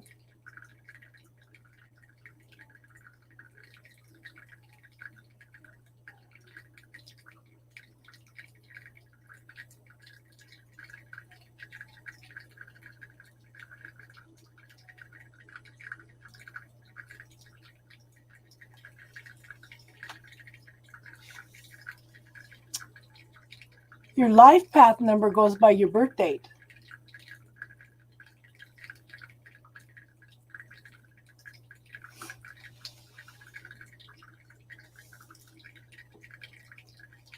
What is that one, Leon? That's too little to see, Leon. Yeah, life path number is by your birth date.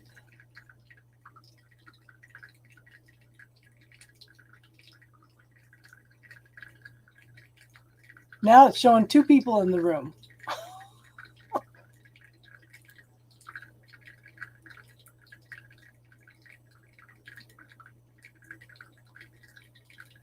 Oh, it's a lion.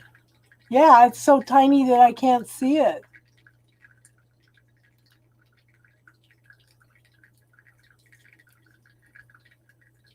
So I have Teresa, I have Leon and Leo Fire, Casey and me. Leon LCA, yeah. So Leon's in here twice, hon.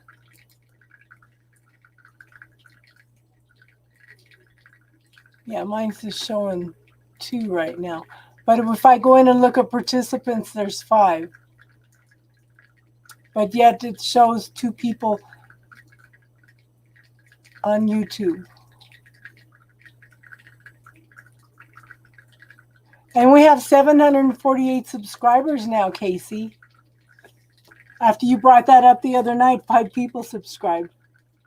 Yeah. I figured you'd switch to the count. Oh, I was reading some stuff on the different retrogrades today. I posted it on my Facebook. Yeah. So we're coming out of the Mercury retrograde, but they were saying to watch out for the, which one was it? Let me look.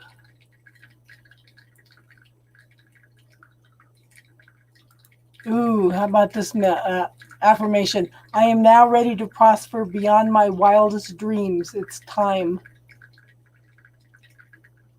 Let me find the one on. We've got 2 more retrogrades that started. One started the 20th. Where are you?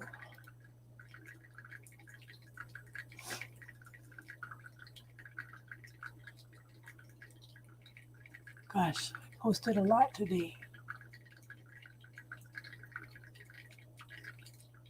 Venus in Leo. It says Venus is Leo. Get ready for some really good sex. Neptune retrograde. Welcome to the fantasy world. Jupiter retrograde is all about gaining clarity so you can get lucky this fall. Neptune retrograde is here. Get ready for a brutal reality check. Yeah. Neptune.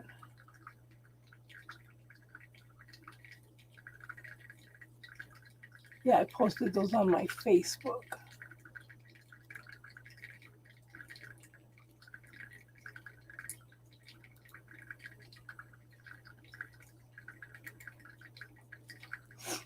So I think I'll just get him crawl in my car and just travel all summer and not talk to anybody. Just me and the whoopee dog.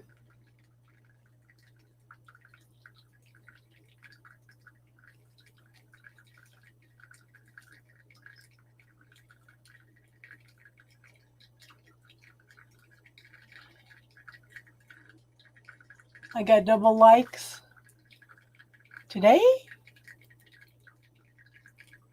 I can't tell. Are you still having troubles with seeing your chats, Leon? Because I have to pull up a second page in order to read my chats.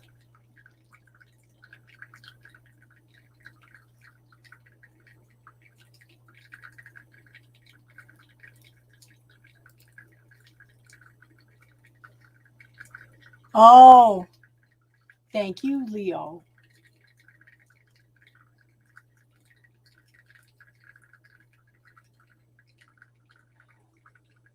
Now, Casey, I am a hermit. I could be here for a whole month and not talk to anybody but the dog. And I don't know if that's because I have so much Libra in my chart.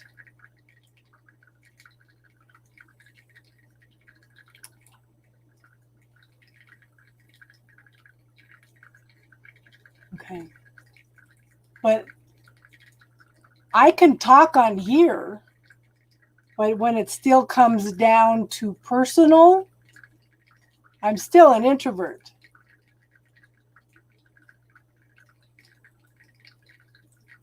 Yeah, I think the Hermit is Virgo. But if you look at the Ayurvedic, I'm Virgo in that.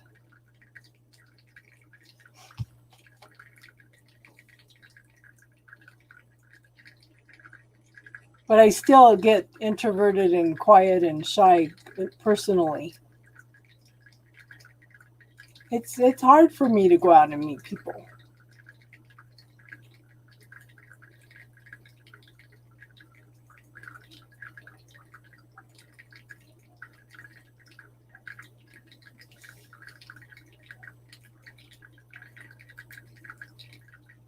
Yeah.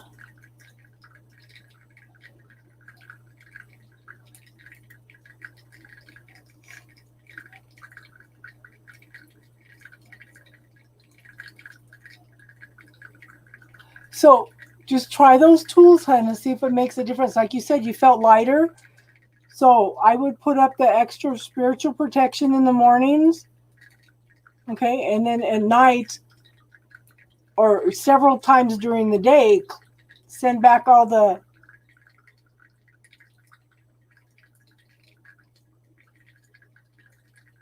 yeah, but that's in Ayurvedic. In Western medicine, everything's in Libra.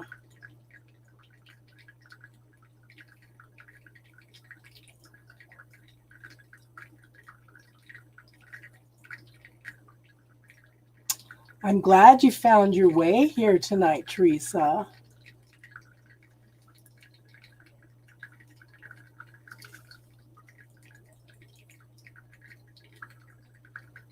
So, like I said, you just you got to make it a habit in order to clear your energy, hon. If you could clear your energy 3 times a day for 3 days, you will notice a huge shift.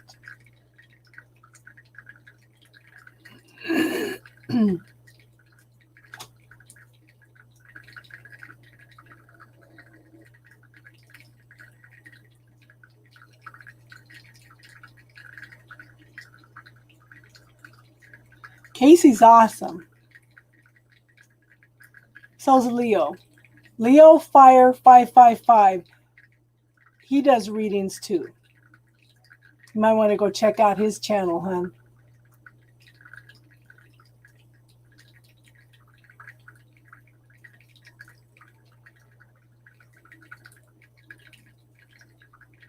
He's a psychic medium. I'm not a medium. I've never claimed to be a medium. I don't. Everybody's got different gifts, talents, and abilities. I am not a medium.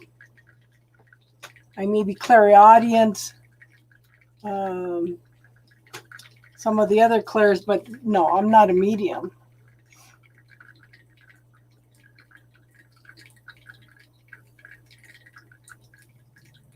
At least mediums can hear their spirit guides. I just seem to know things sometimes. You know?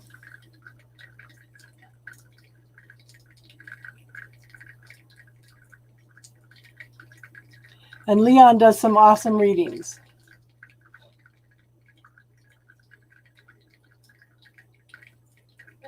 Oh, so pretty. Oh, so pretty.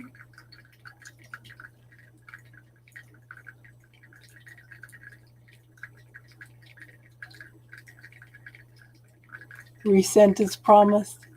So it's 8:08 here right now.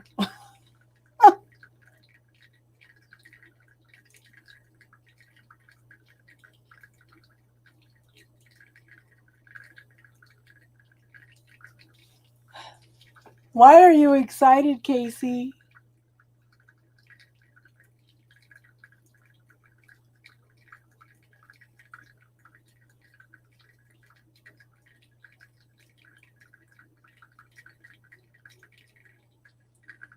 So start giving thanks for it ahead of time, hon. Don't wait till it happens. Start giving thanks for it now. I listened to some music one night, that calls in your spirit guides. And I know I had several conversations that night, but I don't remember what they were.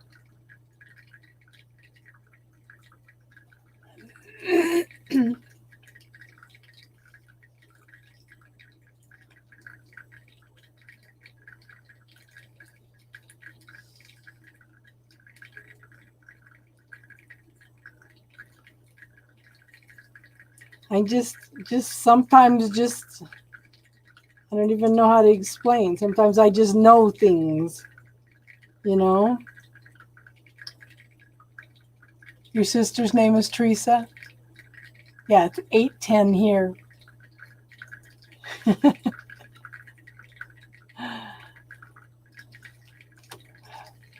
What state are you in, Teresa?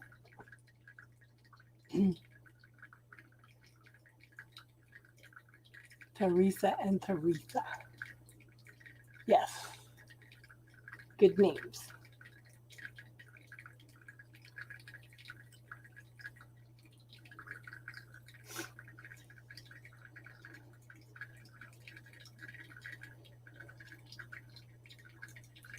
Should I ask, what time zone are you in, Teresa? I'm in Mountain Standard Time. Your parents are married at St. Teresa's? I was born at St. Joseph's. First time I got married at St. Cajetan's.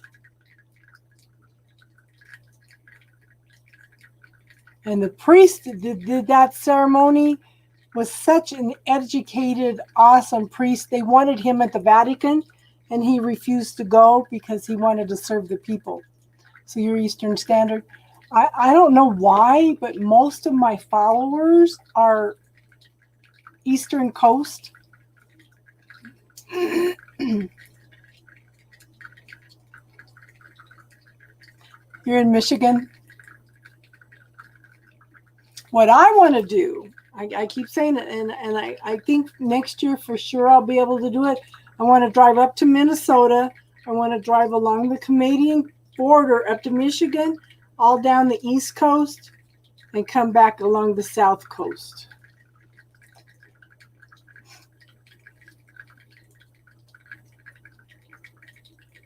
You're not far from Lake Michigan? Yeah. Because I've seen 26 of the states. I've seen all the Western United States. I want to see all the Eastern states now. And I would, if the money came through, I would do that this fall, because I want to see the trees changing, you know.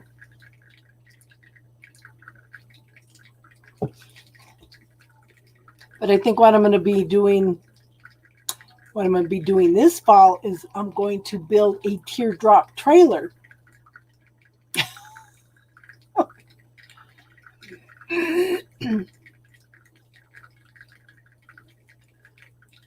Go see Leon. Yeah. That's what I want. I would love to see the fall foliage. I would just absolutely love to go this September. Take 2 to 4 weeks and just travel. Of course, it depends on gas prices too, you know. But I think the money this year is probably, like I said, going to go to a teardrop camper. A little bit at a time.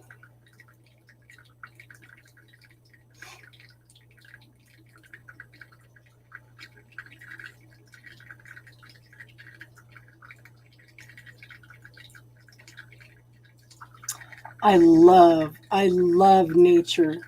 Absolutely love it. And I just went up and when I took that 3-day trip, you think about living in one. But the thing is, when I build a teardrop trailer, I'm gonna raise it a little bit higher so I could stand in it. So my favorite place in Colorado, I went up there 2 weeks ago. Yesterday. And that is such a pristine area, no disease, trees, everything. Now there's a forest fire up there.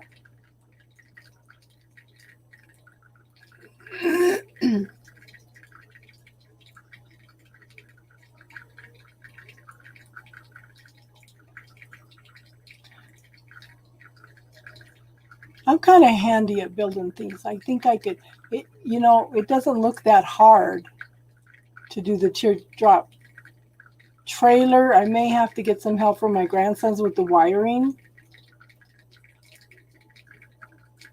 But the woodwork, I'm sure that I could do myself because I built a couple of houses. Learned a lot of the stuff there,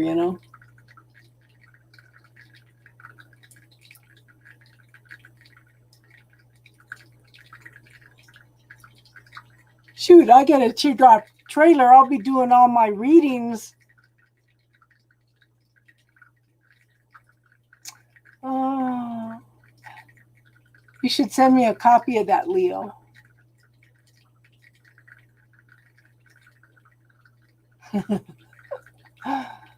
I'm starting to have trouble opening pickle jars, so I shouldn't laugh. My dad was a mechanic. He taught me to fix a lot of things in my car. I pretty much, with the useless husbands that I had, pretty much had to do everything myself. So, you learn a lot. My dad wanted a boy. I was the last one. Used to help him fix cars.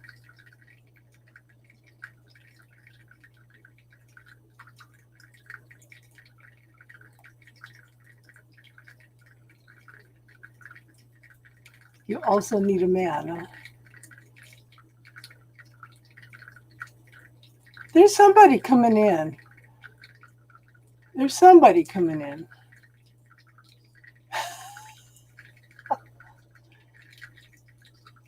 I had to go buy one of those little things that it's got like 3 different sizes on the pickles, on the jars, and started to open them that way. But I usually run them under hot water.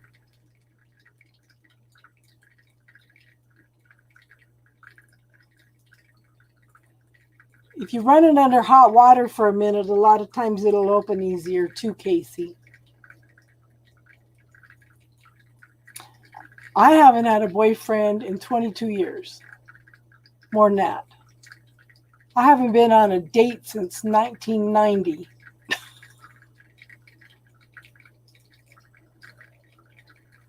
I don't know what they're called. A plastic can opener. Let me see if I can find it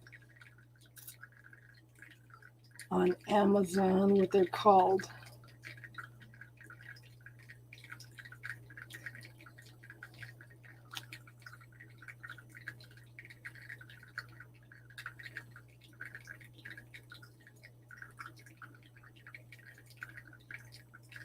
What are they called? Oh, you stupid thing.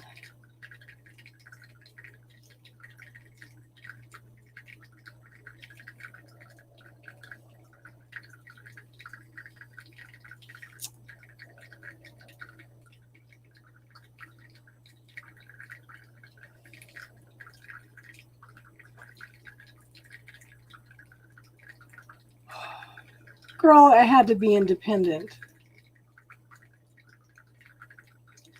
It's called a jar opener, 5-in-1 multi-function can opener, bottle opener kit with silicone. Let's see if I could.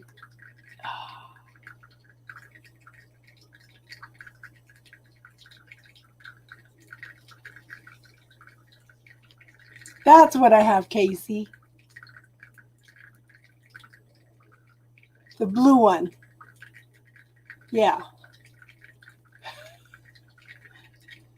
That's what I was saying, Teresa. In my personal life, I'm quiet, I'm reserved, kind of shy, have a hard time putting myself out there.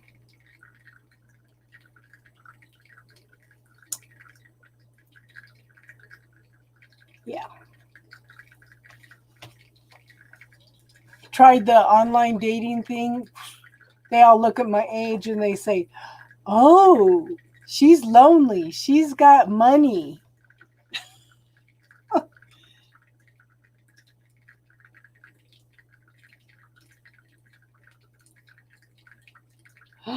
That is gorgeous. Absolutely gorgeous. Look at that. Wow. It does look like a painting. Leon, those are gorgeous.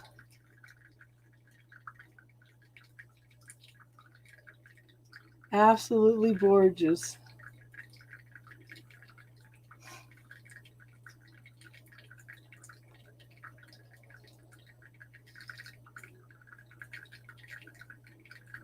I did a painting of a full moon.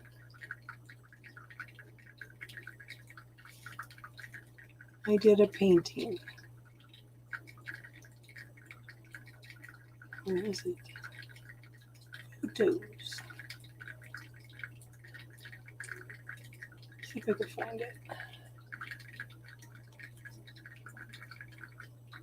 Oh, you're both on the same wavelength, huh, honey? That's so awesome. Then we all strive to have that.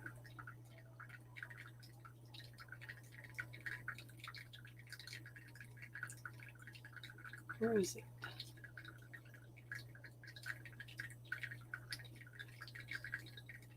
That's cool that you go. I'm so happy you guys are on the same wavelength like that, though. Where are they?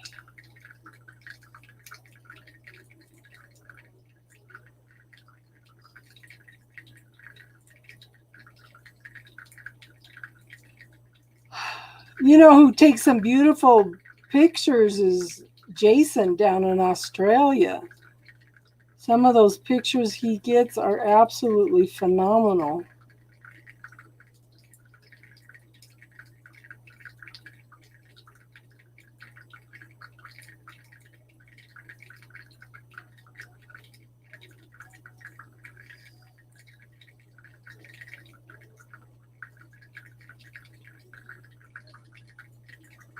But you know, I think it'd be awesome to be on the same wavelength like that, Casey. I wouldn't call it scary. I don't know. Maybe because I live in my own little world, that stuff doesn't scare me. What the heck? There it is.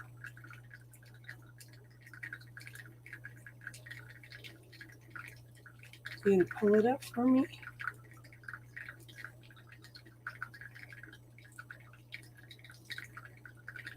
Okay, so this is my painting. My painting of a full moon.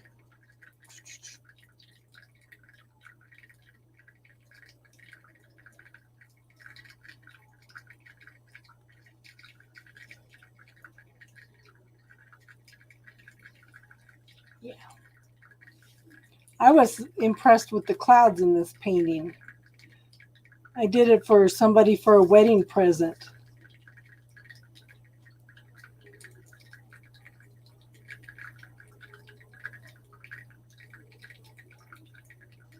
Girl, I do a lot of paintings.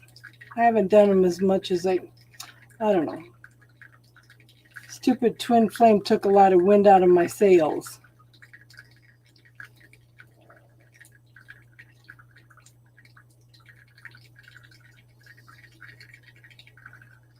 I'm telling you, girl. So Star Crossing told me some stuff, and I talked to somebody the other night that confirmed it. Hi, Easy. Now you're going to get the crayons out. So we thought maybe he did remote viewing because he was in the military. He's doing astral travel. That's why this man's stuck in my energy field all the time. He does astral travel.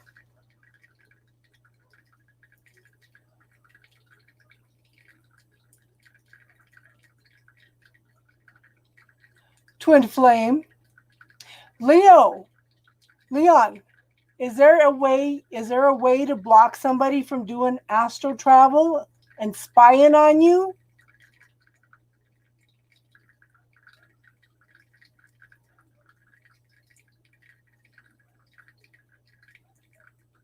Seriously, I want to block this guy. I'm trying to move forward, and the man's in my energy field all the time.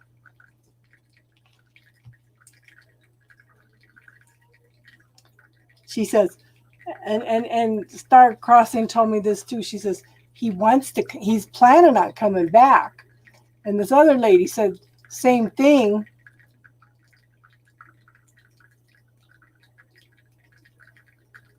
But she says that he's good at doing things on an astral plane level, but he's not good at following through on things in the physical. Oh, I just want to strangle this man.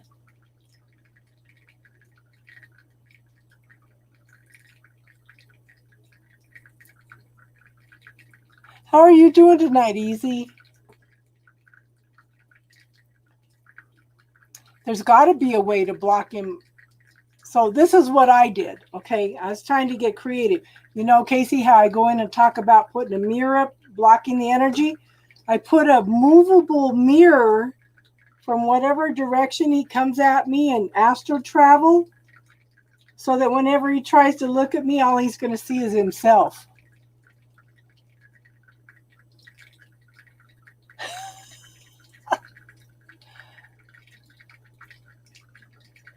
I'm doing good, hon. I have protection prayers up all the time. I do prayers all the time, hon. But this, how do you block your twin flame anyway? I'm going to remember that one. Do you call a midget psychic who is running from the law? A small, medium, at large. That is so cute.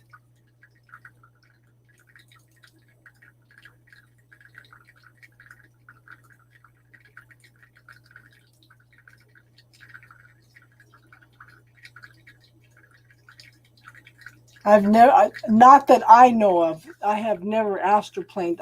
I've been in higher levels. I know I have, because I've had some awesome dreams, awesome experiences, and saw a lot of past life stuff. But I don't think I've ever astral projected. But it kind of ticked me off a little bit, because I'm over here doing every technique that I could possibly find, everything that I know, in order to block this man out of my energy field. And I don't know how to block astral projection.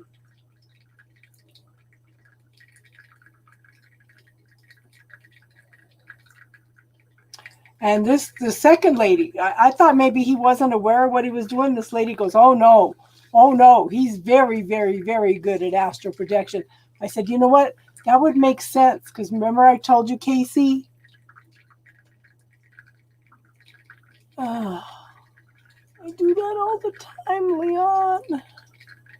I sage the house. I sage me. Sage my room. Burn white candles. Say protection prayers all the time.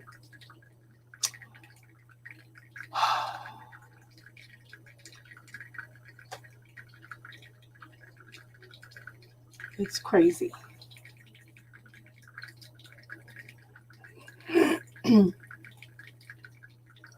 So I was in Arizona, and I woke up, and this man was in my third eye.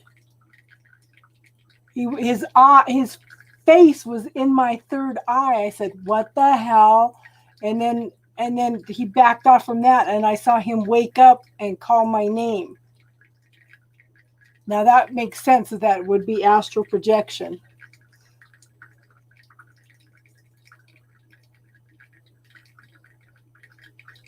You never heard that story, Casey?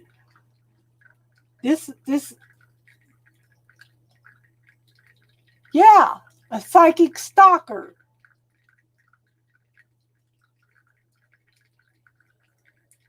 Like I said, I'm trying to move forward because he doesn't want to do the work, but he's in my energy field all the time. And I have all kinds of protection up. I say prayers of protection day and night. I'm just,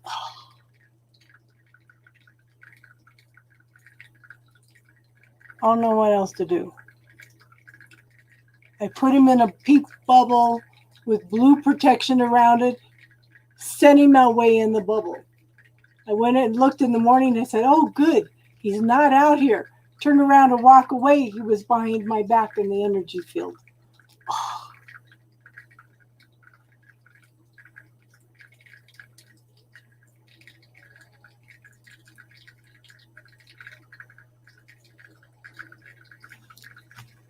So I don't know. So, but now I have a movable mirror that'll move with whatever direction that he's coming from to block his energy so he only sees himself.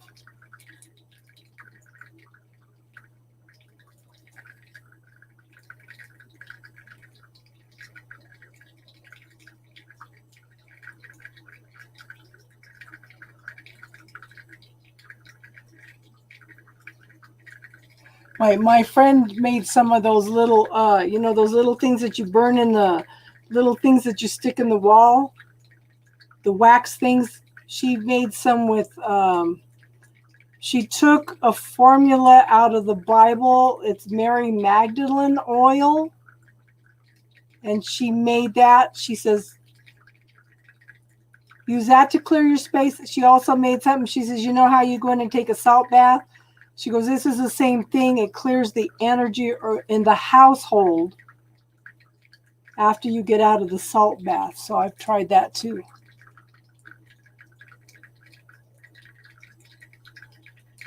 You know, Casey, I thought about getting a big poster board and writing a letter to him and posting it someplace so he could see it.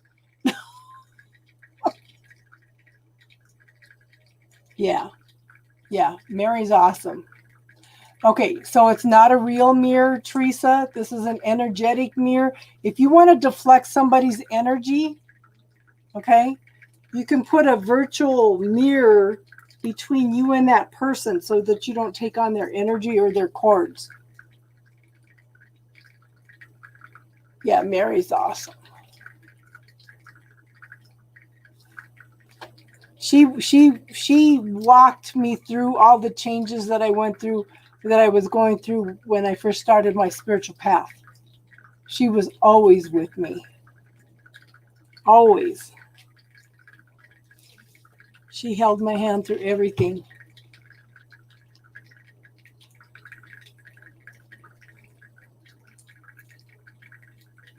Ooh. Oh, thank you, Casey. I hadn't thought of wording it like that. Okay, but I'm not doing the astral projecting. How do you protect yourself from it coming into you? Ugh.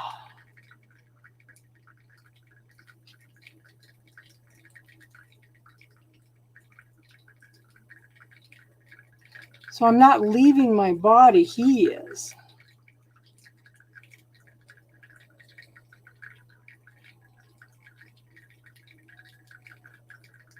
Defensive, offensive versus defensive.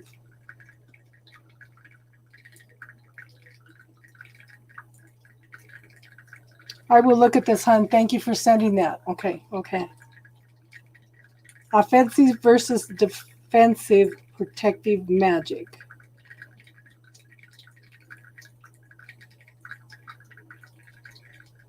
Protective magic covers things that protect a target by actively attacking whatever is threatening the target in order to eliminate or disable the threat.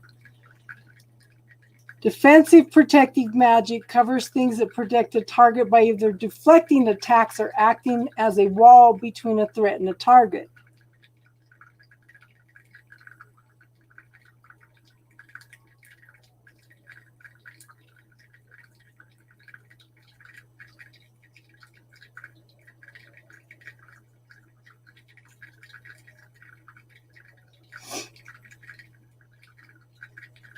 So I've never done wards.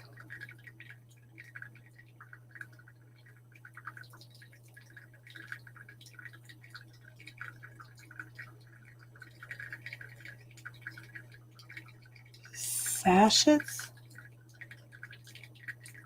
Astro fist fight. Yeah. Yeah, I'm so ticked off with this guy that if I saw him right now, I'd probably punch him in the face.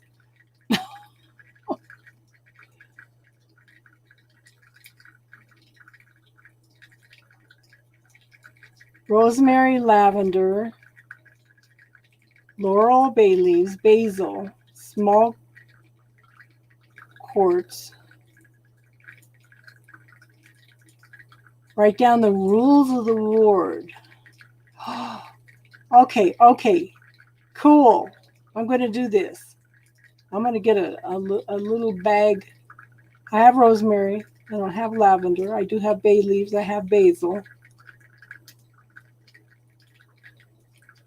Small quartz crystals.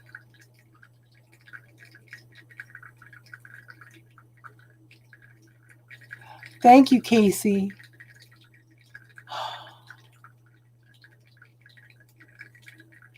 Yeah, it is negative energy. But if this man's invading my space all the time, am I not right to, am I not able to protect myself, even if it's on a, yeah. Yeah, I need to mark that.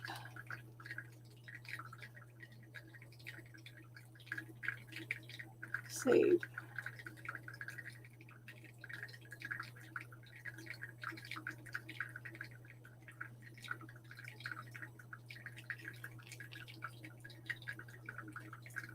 Yeah, I'm gonna have to guess what I've been doing tonight. Amazon. I have rosemary. The only thing I don't have is lavender and some little quartz crystals and some bags.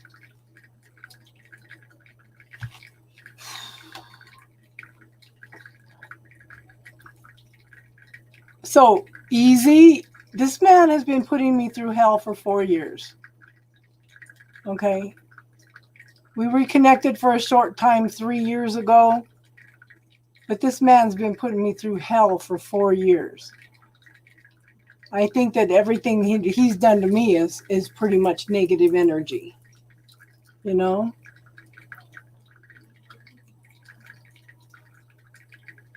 And yeah.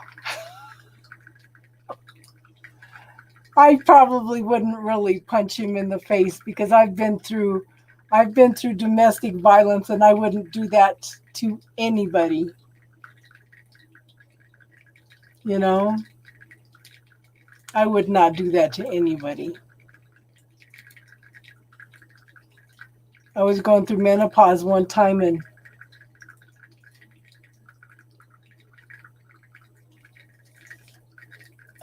yeah. A little twisted? Yeah. Because it just gets more and more frustrating all the time. More than a little twisted. Because I've used every tool that I know of to block this guy.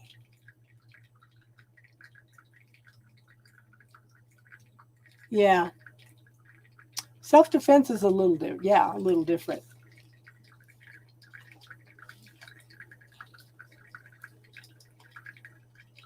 But you know what's funny? As soon as I put those wards up, he'll probably be banging at my door.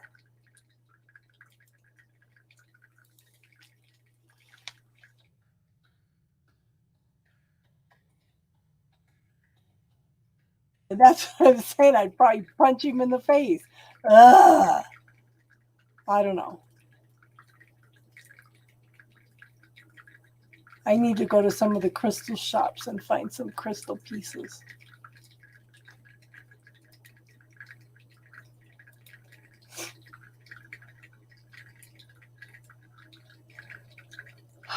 It's just got to the point to where it's just past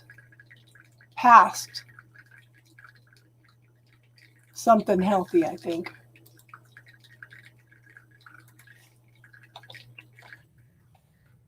And how am I supposed to go out and meet somebody else when this man's stuck in my energy You know, if you've got somebody stuck in your energy, then I do have some lavender, now that I think of it. How are you supposed to go out and meet somebody new when you still have somebody stuck in your energy field?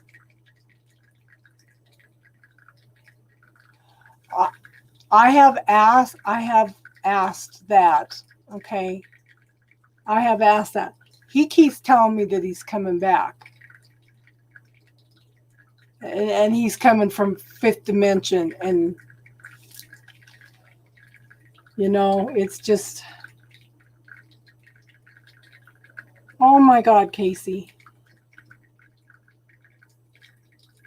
Thank you, hon.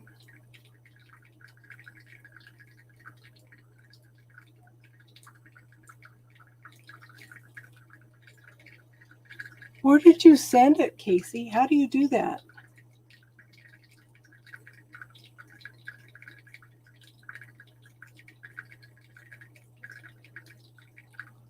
I love you too, hon. And I'm so grateful for all your support, girl. You know, you've brought me, you've supported the channel, you've supported me in so many ways. You've been there. We've laughed, we've cried together. You know, it's just... Like I said, you guys are awesome. You guys are the ones that make the channel, you know?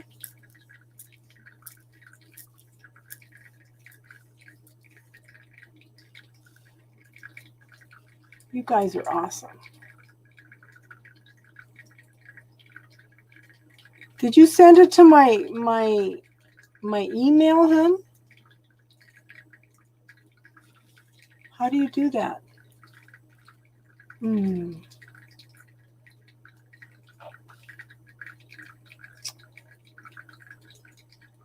know, I have learned whatever I teach you guys give back to me tenfold, okay?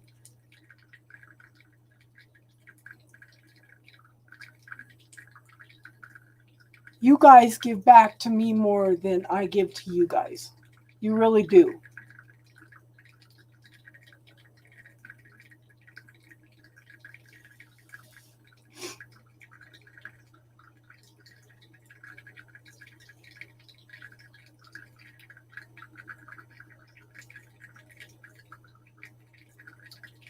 Because I've Googled, must be the timing, because I have Googled stuff and looked at YouTube and not found anything on that. Yeah.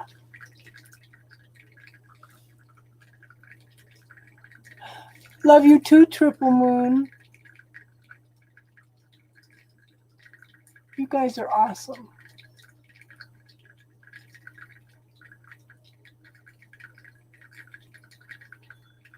On what are you talking about, hon? There's a difference in what we're talking about and what you're typing.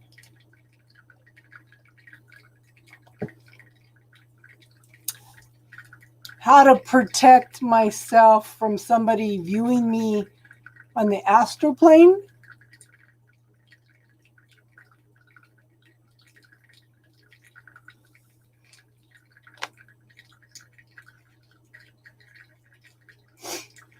And so Casey did some research and found some stuff for me.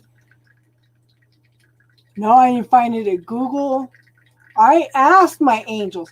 I asked my angels. I have built walls. I have put up bubbles. I have put up extra protection.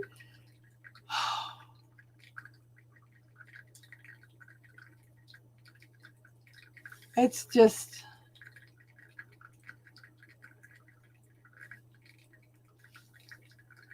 Yes. Yeah, I know my angels protect me. He's not doing anything to me. He's observing me, and he's in my energy field.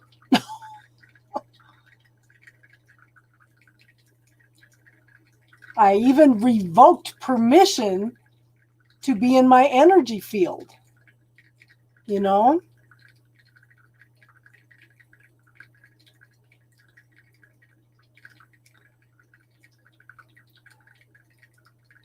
I revoked, rescind, reclaimed. What else? I'll have to look it up. Any permission that I have given him on any level to be other lifetimes everything in my energy field.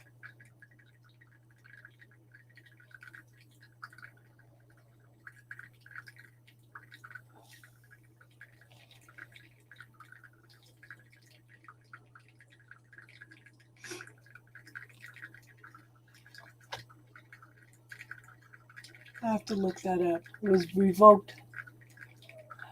Okay, Casey, thank you, hon.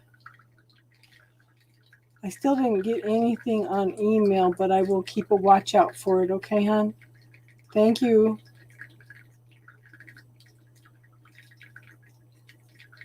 I will do that, okay, hon?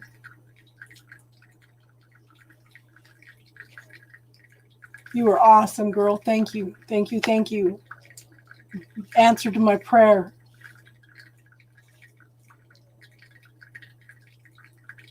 It'll come through text. Okay.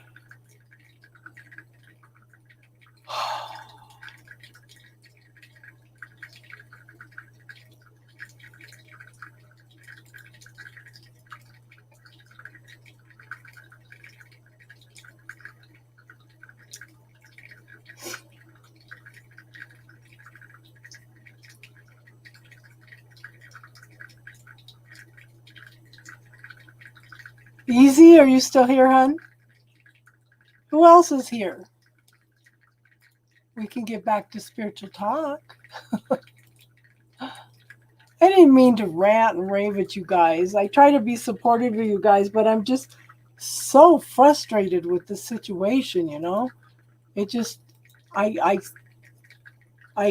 took 3 days of roaming around Colorado to get away from that space. It was starting to not think about him, but I swear to God, it's just crazy.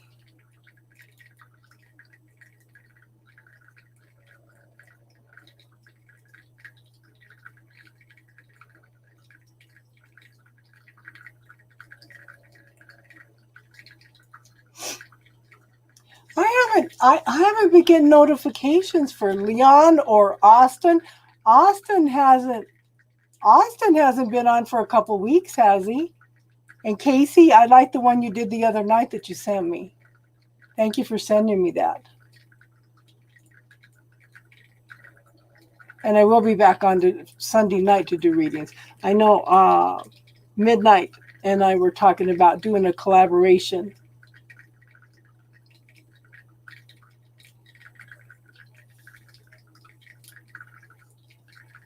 And I keep inviting you, Triple Moon. Okay.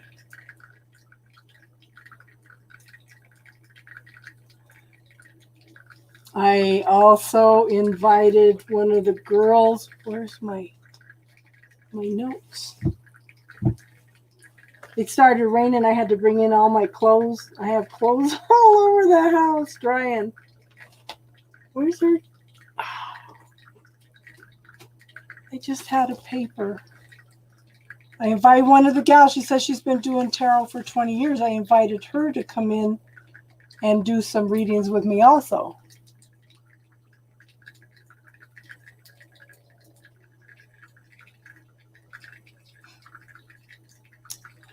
Yeah. Well, Austin was talking about moving, you know. So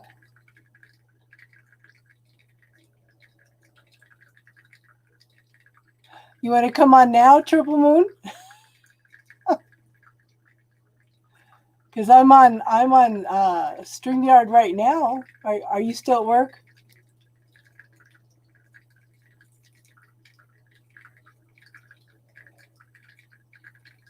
Rolling cloth hanging things that had one that held 3. Wow. I have one that's just a little round one, and it's got 3 on top, 3 in the middle.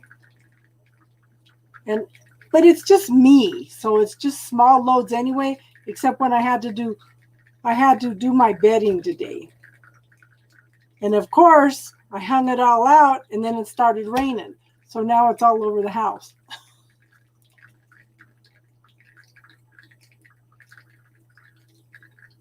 You're on your phone at home? It opens up like cloth racks. Yeah, that's what this one is. But this one just holds like 6 things.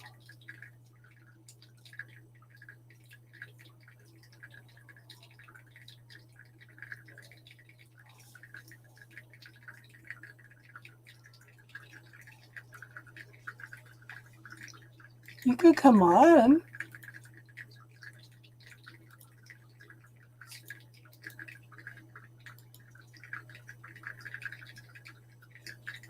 No, I'm not leaving for a while yet.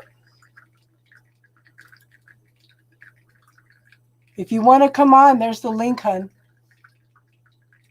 If you want to come on.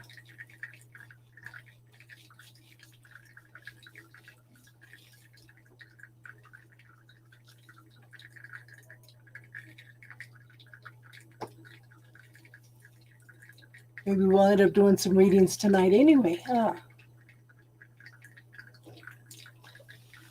Where's my cards?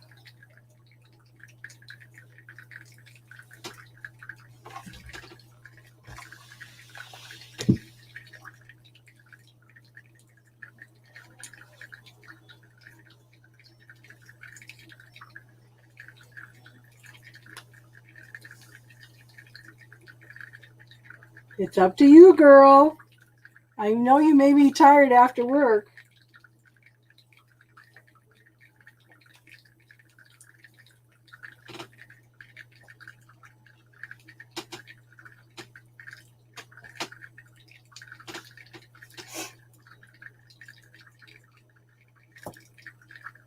We have more people here, too.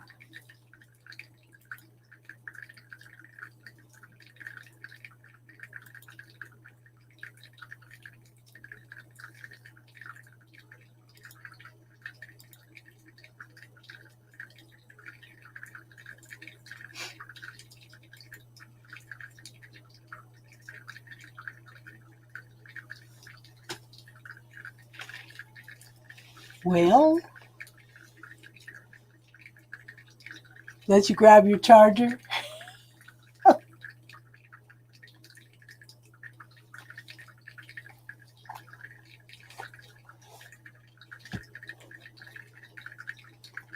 Stick around, ladies. We may be doing some readings.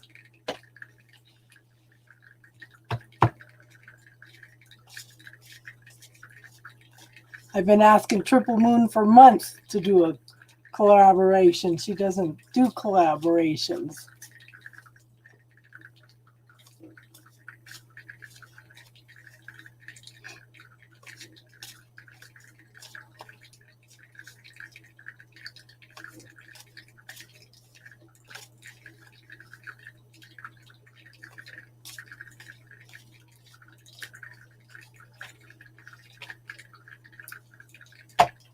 She's got some awesome decks.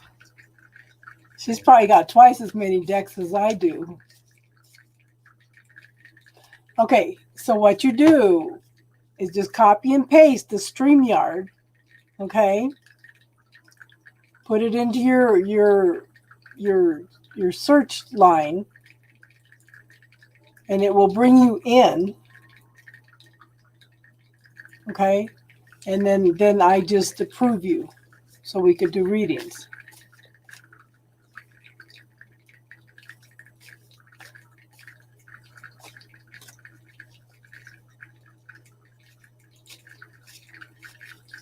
You know that?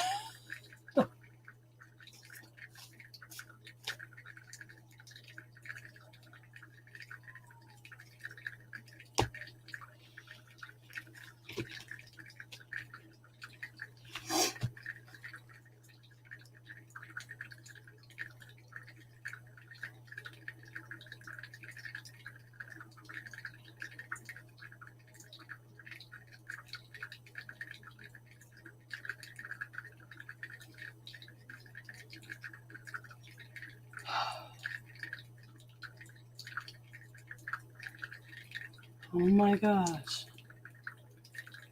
All your computer stuff?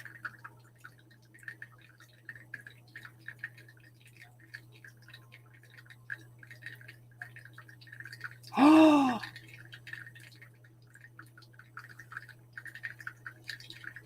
my gosh.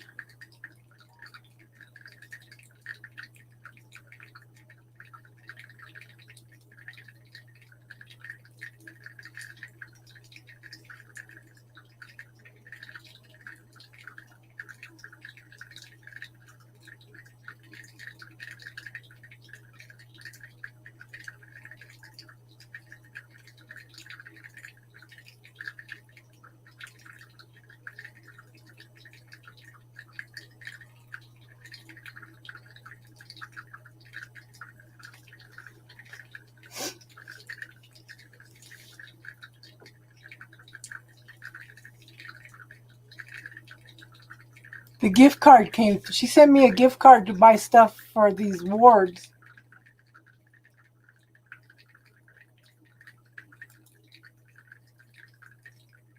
I was just surprised. I need to buy some little bags. I need to buy crystal pieces.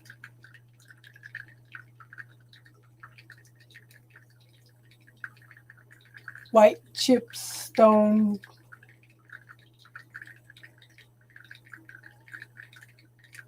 Regular shape, rough, clear quartz crystal points.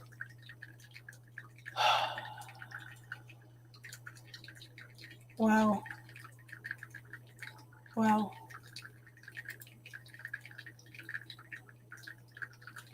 I told her she's my angel tonight.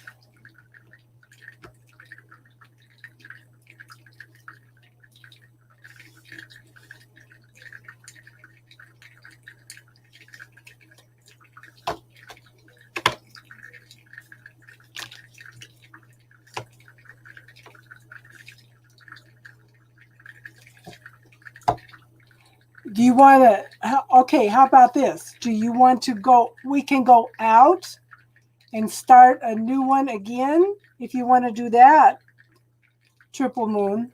And we could put down that we're doing readings if you want to do that.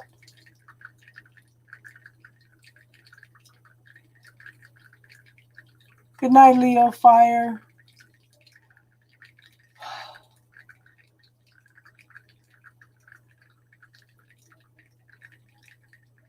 So I've never seen anything in a crystal ball.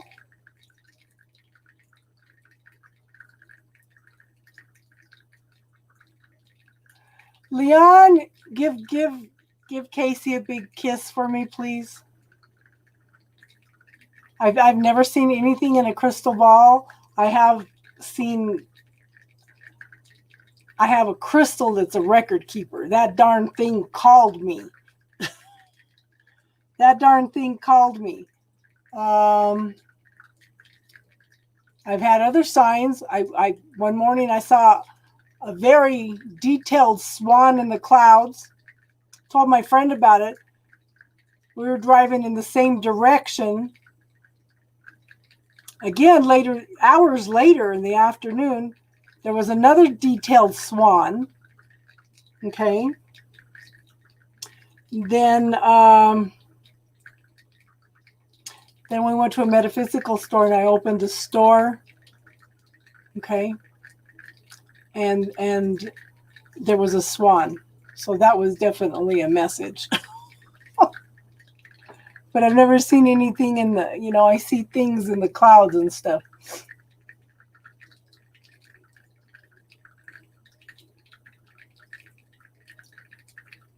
Okay, so everybody that's here, I'm going to close it down. I'm going to start a new StreamYard. Triple Moon, I do have let me make sure I got your email.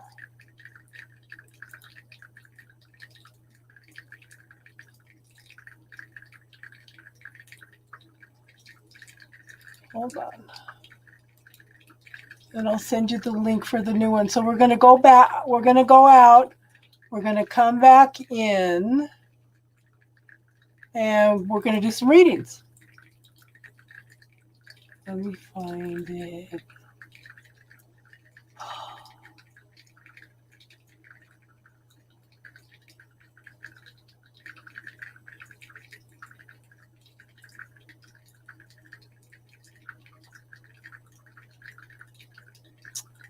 I don't see it. Okay. So let me have you.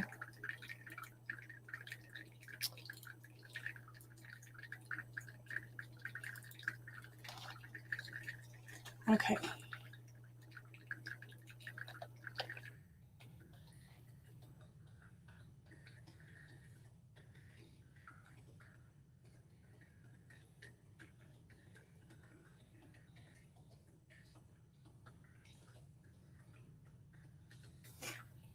Okay, so here's my Gmail. Send me an email while I'm setting up a new StreamYard, hon.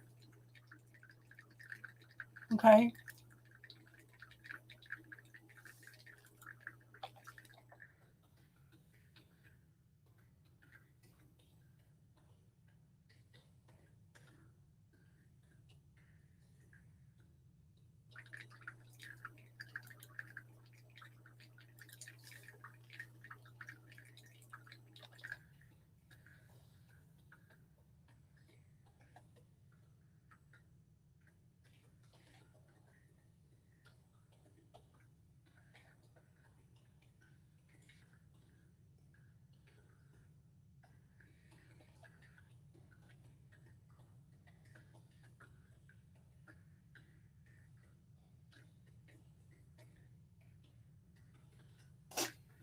Okay, so it's set up. All I have to do is click on it.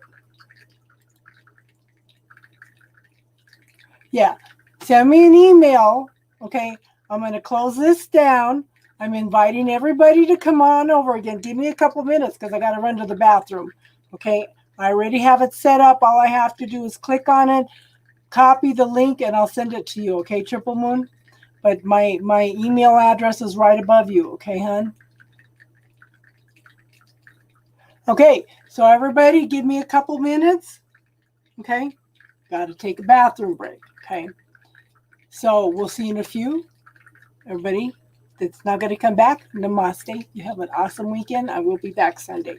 But Triple Moon and I are going to have some fun tonight, okay? So everybody have a good night. We're going to do some readings. Just give me 5 minutes, okay? We'll come back on again in 10 minutes. Okay. Triple Moon says 10 minutes. So it's 9:02 right now. So figure we'll be back by 9:15, okay? And we'll do some readings. Okay? But you got the email now, Triple Moon? Okay? So everybody have a good night. That's not coming back. And namaste. And everybody else, we'll see you on the other side in a few minutes.